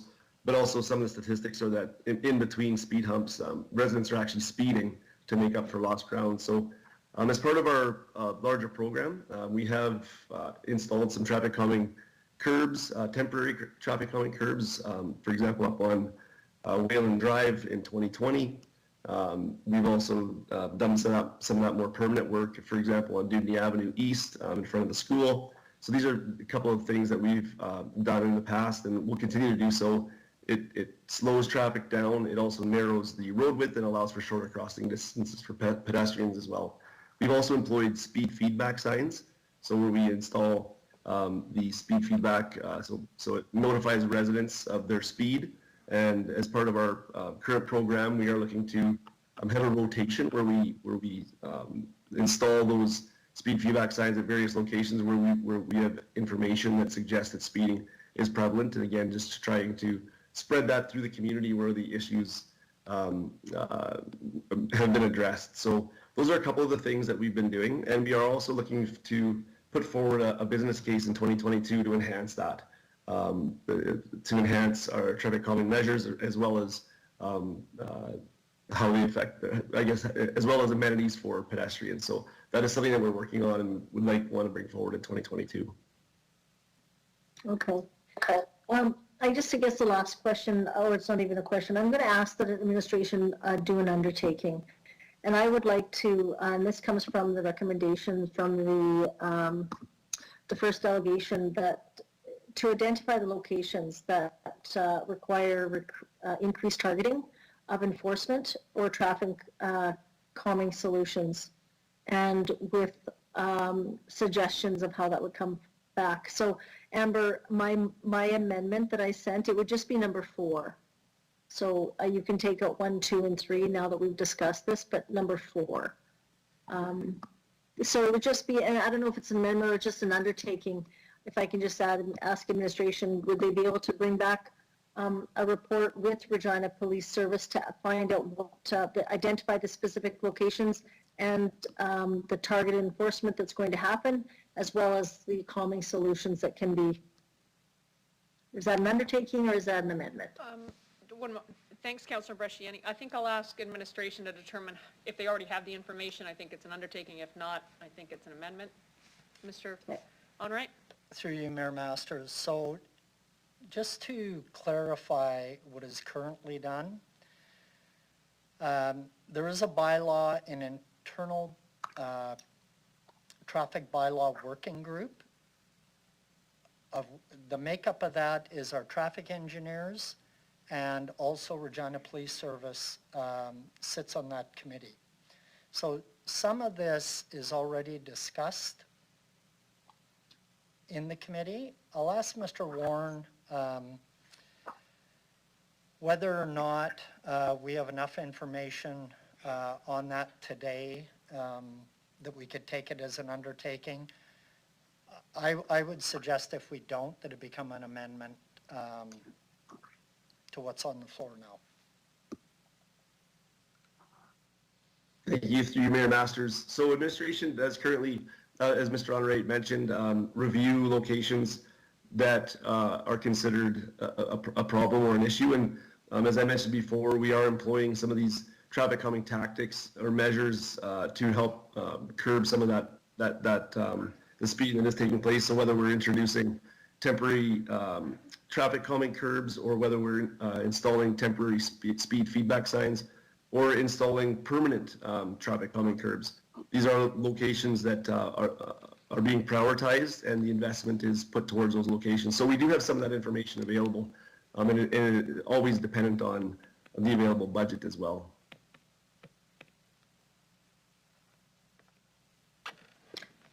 Mr. Onright? So I'm still not. Yeah, I'm sorry, Councilor Bresciani. I'm actually still a bit at sea. Is this an amendment then? You have enough information to include it, say, in point number 5 on the recommendations, or do you require amendment to make it its own point? Mr. Onright?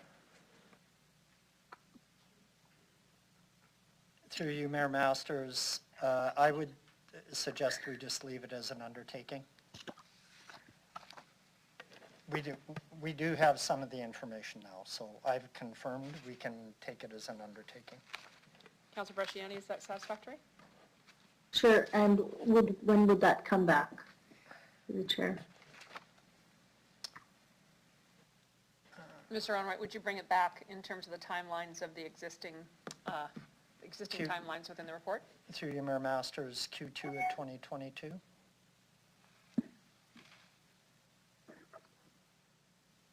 Sure, I would be fine. The only thing, the problem I would worry about is we just talked about funding. And I would like to see this if there is funding, because I know with Regina Police Service that there was a fund that they were able to, and I apologize to forget the fund, that they were able to task and have some of their officers work on these special tasks to connect or catch some of these speeders. They wouldn't have been able to do that without that funding. So if it comes after the budget discussions, that won't work. So would there be a possibility to bring this back before budget? Mr. Onright? Through you, Mayor Masters. So I believe, Councillor Bresciani, you were referring to the money that is split with SGI on speed cameras. So that is that's right, speed cameras. That is an internal, that doesn't go through our budget process. There's an internal working group that will review that with RPS and determine how much money can be allocated towards that. I've just confirmed we can bring a report in Q4, and as Mr. Warren has indicated, there will be a business case coming forward through our traffic branch and doing additional calming tactics in 2022. That will be a part of the 2022 budget process. Okay, but just as I indicated, the undertaking would come back then in Q4, but then but the calming tactics would then across the whole would come in Q2 of 2022, is that right? Or Q4? Q4 is what I am referring to in terms of bringing something back. That would replace the Q2 2022 report. That would be great. That's all I have. And thank you very much. And I want to say also thank you to Regina Police Service for the work that they've done on as best as they can with what they have in this regard. Thank you. Thank you, Councillor Bresciani. Councillor Stevens. Great. Thank you, Madam Chair. I guess the only real solution to this is a quicker transition to electric vehicles away from fossil fuels. The sound problem goes away with it. I have a question for you, Officer Kravitz, and I apologize if this puts you on the spot. Since there's an advocacy component in our report, can you comment on the effectiveness of the Government of Ontario's response where fines for racing and stunting start at $2,000, ours end at $2,000, and go up to $10,000 in addition to a series of other penalties? So it's a harsher and more expensive response to this particular issue. Can you comment on whether or not that approach is more or less effective than what we currently see in Saskatchewan? I honestly couldn't tell you what the results of Ontario are. I don't follow Ontario and what they do, so I don't have anything to base an opinion on for that. So I don't know how it works for them. Okay, fair enough. Again, I was going to ask some questions about traffic calming, but Councillor Bresciani has solidified a timeline, so I'm in support of that. Honestly, I think in the inner city of Regina, that's the best approach, is actual infrastructure that calms and slows traffic. So I do appreciate the work that's gone into this. Thank you. Thank you, Councillor Stevens. Councillor Stadnichuk. Thank you, Mayor Masters. Through you, Mayor Masters, a couple more questions for Constable Kravitz. I wonder if you could tell me in terms of the demographics of who's mostly responsible for this.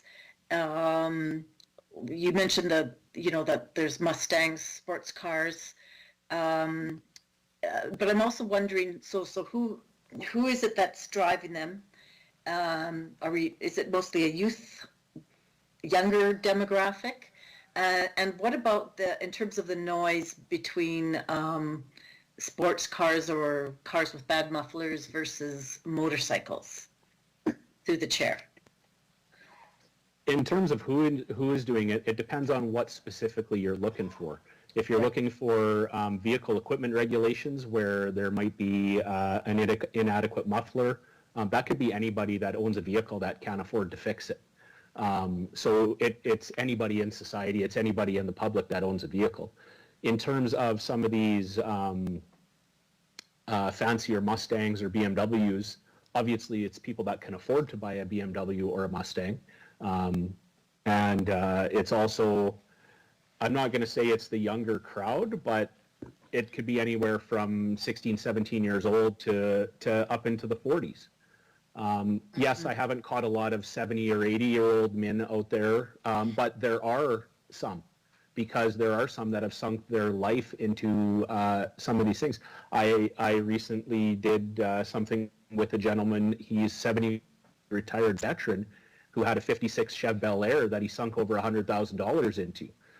He was doing the same thing that the 16, 17-year-old kids were doing. So it's everybody out there, and it's everywhere in the city. Okay, thank you for that. Sometimes I was asking that question because sometimes maybe a solution can be directed to those that are more responsible. But what about motorcyclists? It seems in terms of the overview of other jurisdictions that there seems to be more specific. Opening it up again. More specific fines for motorcycles in other jurisdictions.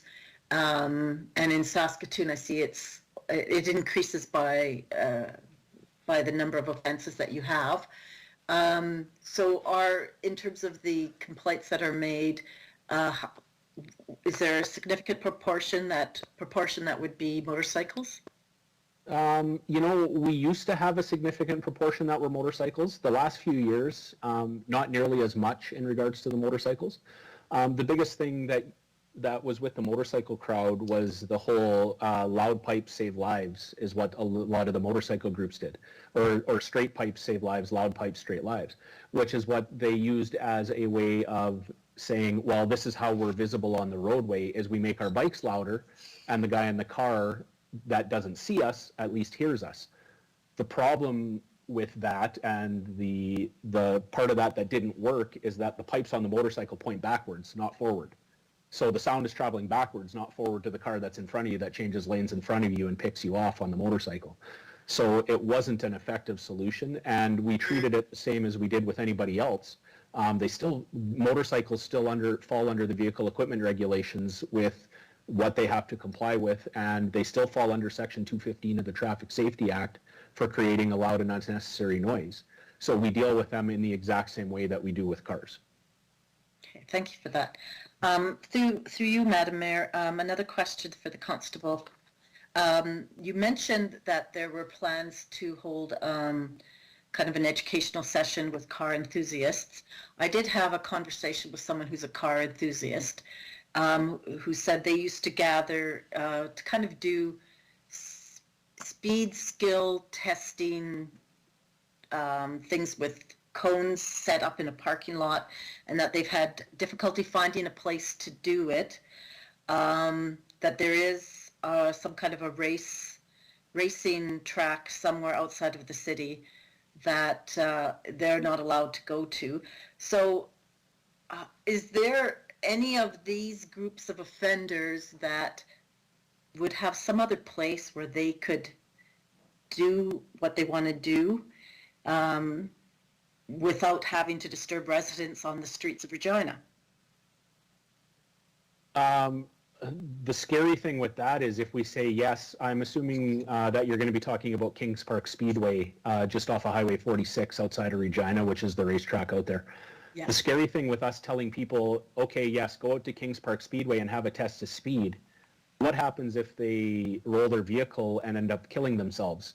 Are we liable for that because we told them it was okay to go do that? And then we're facing lawsuits from the family and stuff like that. We have to be very careful. There's rules and regulations in place for a reason. They're there for the safety of people. I understand, yes, we'd love to be able to enforce more. Yes, we'd love to be able to educate more. We do the best we can. But we have to be very careful about saying, yeah, we're going to open up Kings Park Speedway to you, for example. Go out there, set your cones up, do your stuff. Because there could be some serious repercussions that come out of that as well, and we might not get the intended effect that we want. So there is nothing for that in the city of Regina. I know that is one of the big things they used to do up in Saskatoon at SIR, at the Saskatchewan International Raceway, which is the drag strip just outside of the city, is they used to come and have the drag races on the drag strip, but it was regulated, it was safety, you had to meet certain standards for safety, but it didn't deter a lot in the city as much as they had hoped to, because people had to conform with the regulations and the rules, and they didn't want to, so they still continued to race in the city. So doing that doesn't necessarily mean it's going to solve anything. It just might solve it for a handful of the people. Okay, thank you for that. Through you, Mayor Masters, I guess it's a question for administration now. We've dealt with a lot of information, and I really appreciate the tables, but I am wondering, since we're talking about undertakings before, what would be very helpful for me to understand the various laws and bylaws that affect this issue, if it would be at all possible to have a table that outlines the different kinds of laws and what the if there are fines associated with it, who's responsible for enforcing that, just because it's been hard for me to understand all of the different both traffic laws and the bylaws that we have at the City of Regina. Is that something that could be done? Through you, Mayor Masters, yes, we can pull the information together and we'll bring it forward in Q4 with the other information for council. Okay, thank you. That's really wonderful. Thanks. Thank you, Councillor Stadnichuk. Councillor Mancinelli.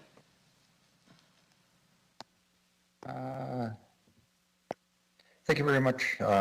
Through the chair, we were talking this conversation today like everything has to do with the spirit of racing. Are a lot of these incidents a byproduct of road rage and problems like that? Through the chair. Through you, Mayor Masters, I'll ask Constable Crowitz to comment.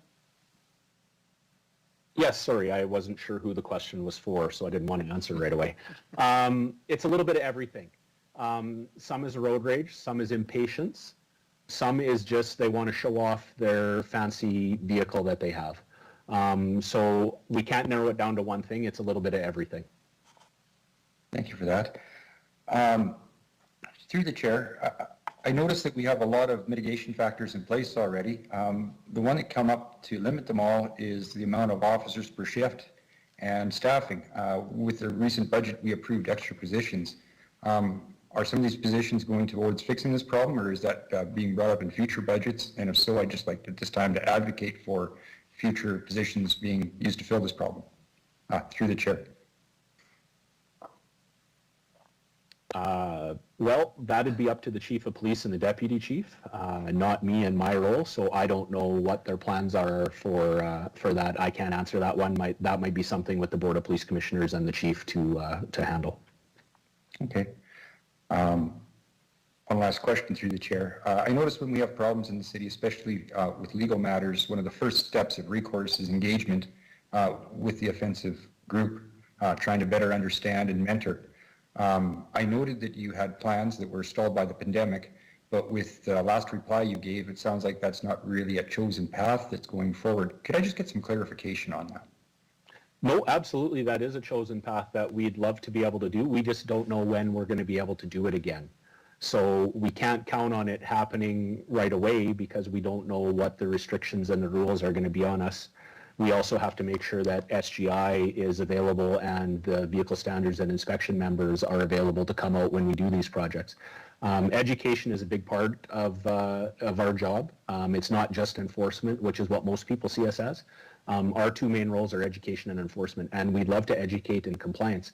As I said earlier, I'd love to not have to write a ticket for something because everyone complies with it, because that means the roads are safer. Because the other thing I do, and the other thing I've done for years, is I am the main collision investigator for the city, and I oversee the collision program. So I unfortunately oversee all the carnage when the rules aren't followed. So I'd love to be able to educate people more.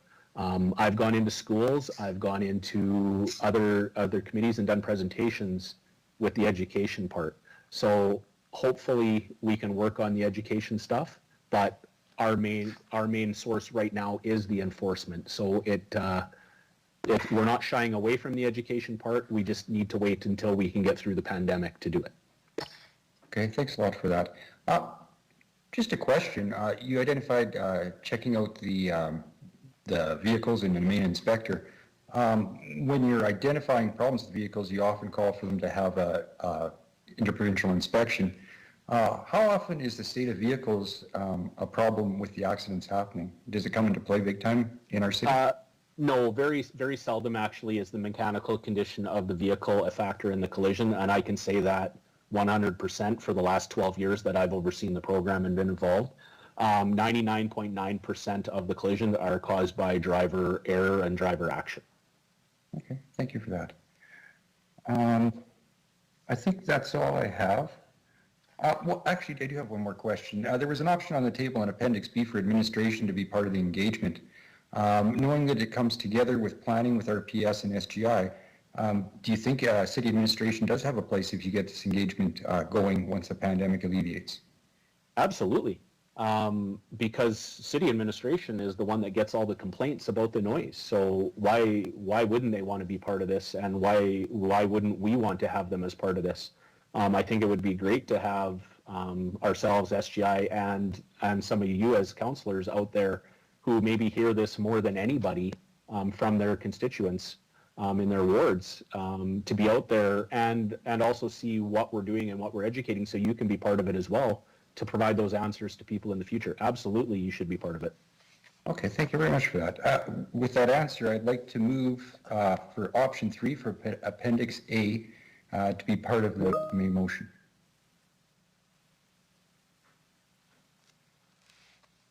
You're moving an amendment. Yes. For option 3, it was not recommended from Appendix A from the report. Okay, let's just give Amber 1 moment to catch up.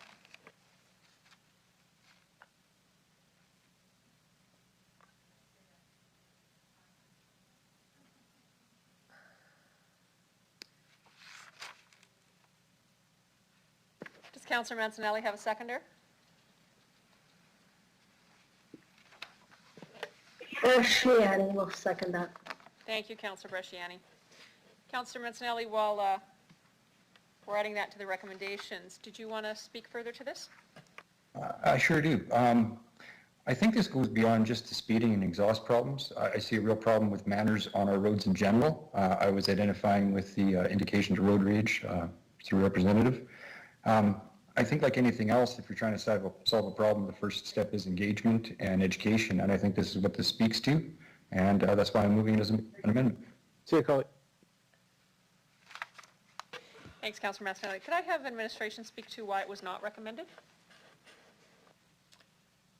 Through you, Mayor Masters, administration sees this, or when we reviewed this, as SGI leading this, because it should be a provincial program and discussion. However, I'm just wondering if the intent of Councillor Mancinelli's amendment is for administration to be a part of the discussion and not be the lead in the education and communication program. Part of that, through the old shared revenue with SGI through the old contract, the city received more money. Now the city receives, I think it's around 10% in that campaign. So we see this as more of SGI leading the education piece with RPS definitely at the table. And if the intent of Councillor Mancinelli's amendment is to have administration at the table and not paying for the education portion, then we definitely would be in agreement. If the intent is for the city to increase the education program, then there would be required budget to go with that. I would be satisfied with us being at the table and active at that table. I think we spent the last couple, or at least the last hour, giving feedback from our residents on what a problem this is in our city and some of the problems we see in our city. So for the residents to know that we're at the table working on the problem in cooperation, I think should be more than enough and in the right direction. Okay, so you got to reword through Mayor Masters. That would be fine. I would just ask that the amendment be reworded.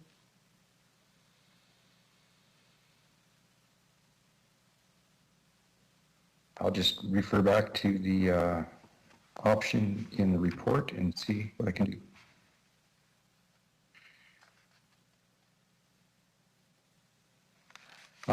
It says establish awareness and education campaigns regarding.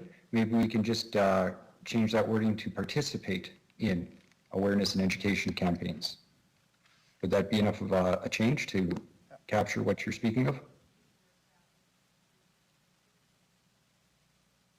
Through your Mayor Masters, that would be fine. Perfect. Amber's changing it now. Councillor Mancinelli. Sorry about off the floor, but I had to see where the conversation went first.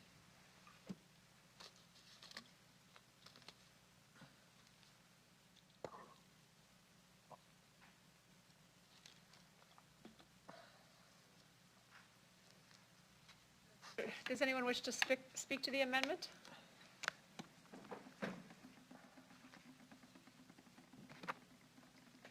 All right. Actually, I do have a question. Certainly, Councillor Stadnichuk. So I'm just trying to get a good sense of what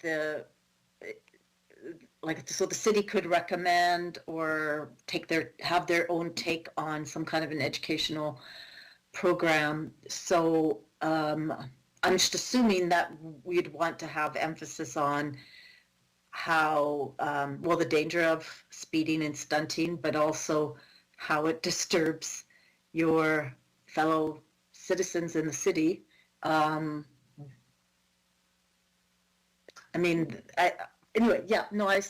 agree with that, but I want to know, like, if there would be a different take that the city would have over what SGI would do, because SGI already talks about,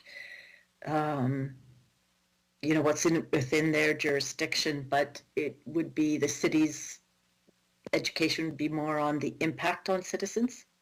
Through the mayor, a question to the administration. Through you, Mayor Masters, definitely, I think we see, as Mr. Krowitz had indicated through our Service Regina program, we see most of the noise complaints that come through, so we definitely can take that for discussion with that group. Okay. All right, thank you. That's all I have. Thank you, Councillor Stadnichuk. Seeing no one else, Mr. Clerk, could you call the vote on the amendment? Actually, I apologize. Councillor Mancinelli, did you wish to add anything else in closing? No, I'm fine, thank you. Okay, please proceed. Thank you, Mayor. I'll begin with Councillor Mancinelli, please. In favor. Councillor Moll. In favor. Councillor Zahidniak. In favor. Councillor Shaw. In favor. Councillor LeBlanc. Opposed. Councillor Findura. In favor. Councillor Bresciani. In favor. Councillor Stevens. In favor. Councillor Hawkins. In favor. Councillor Stadnichuk. In favor. Mayor Masters. In favor. Amendment carries 10-1, Mayor.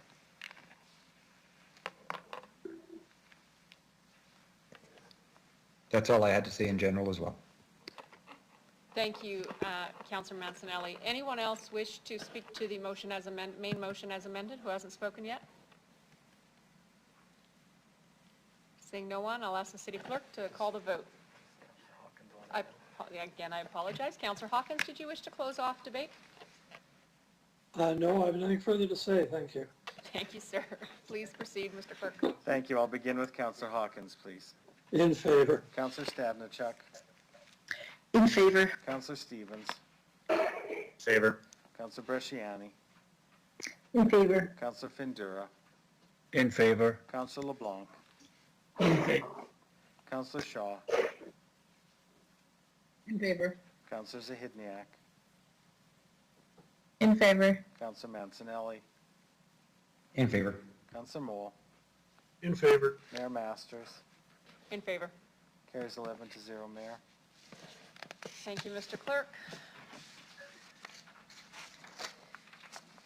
We will now move on to bylaws and related reports. We will consider item CR 21-92, the joint use agreement partnership with public and Catholic school boards. Councillor Hawkins, could you please introduce the report?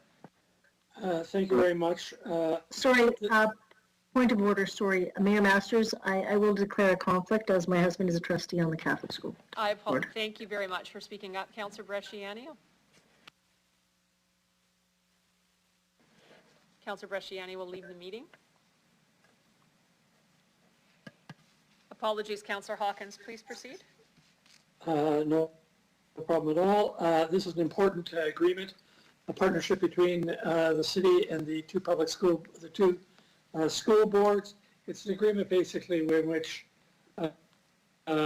city and related groups like community associations can use school facilities, and school students can use city facilities at times that are appropriate for everything but stunt raising. I wonder if I could ask the administration just to say where we are negotiating a new agreement. Ms. Harlip? Thank you, Madam Mayor. Yes, so the staff have negotiated this agreement, and both school boards are supportive of it. If you'd like, I can give the highlights of the agreement, but at this point, we both school boards and ourselves feel that this agreement provides the right amount of access for the community. It provides some more. It provides the schools some certainty around their access to our facilities, and it's a more modern agreement than what we had in the past. It'll set up a governance committee that will help us to work through issues that may arise through the tenure of the agreement. Thank you very much. This is good news, and I'd ask council to support it. Thank you, Councillor Hawkins. Can I get a seconder for this? Second, Mayor. Councillor Shaw. Okay, everyone. Councillor Skidniak will give you this one. Any questions or comments from members on the report? Seeing none, Mr. Clerk, please call the vote. Thank you, Mayor. Oh, sorry, I put my name in there. There, it just showed up, Councillor Skidniak. Apologies. Go ahead, please. Okay. That's okay, thanks. I just wanted to say that I've heard I heard about the concerns related to us not having needing to work on the joint use agreement during the campaign and since the campaign, and I'm really appreciative of these revisions, and it is my understanding that my predecessor, Councillor Mike O'Donnell, did a lot of good work to make this happen, so I'm very thankful for that, and I'm happy to support this, the revised work on the joint use agreement, and thank everyone involved in that process. Thank you. Thank you, Councillor Zakidniak. Councillor Findura. Thank you, Madam Master. Sorry. I just want to say this was long time coming. I was part of some of these discussions, and the community always been asking about the uses of the schools and all that. So this keeps the kids off the street, give them, especially wintertime, place to play ball or get involved and get some constructive educational pieces for. So this is an outstanding piece. This is long coming. This is going to be good for the community on both sides. So I'm all in support. Thank you. Thank you, Councillor Findura. Any other comments from council? Seeing none, Councillor Hawkins, did you want to close? No, that's it, thanks. Thank you. Mr. Clerk, I'll ask that you please call the vote. Thank you. I'll begin with Councillor Hawkins, please. In favor. Councillor LeBlanc. In favor. Councillor Shaw. In favor. Councillor Zahidniak. In favor. Councillor Mancinelli. In favor. Councillor Mole. In favor. Councillor Findura. In favor. Councillor Stadnichuk. In favor. Councillor Stevens. In favor. Mayor Masters. In favor. Carries 10-0, Mayor.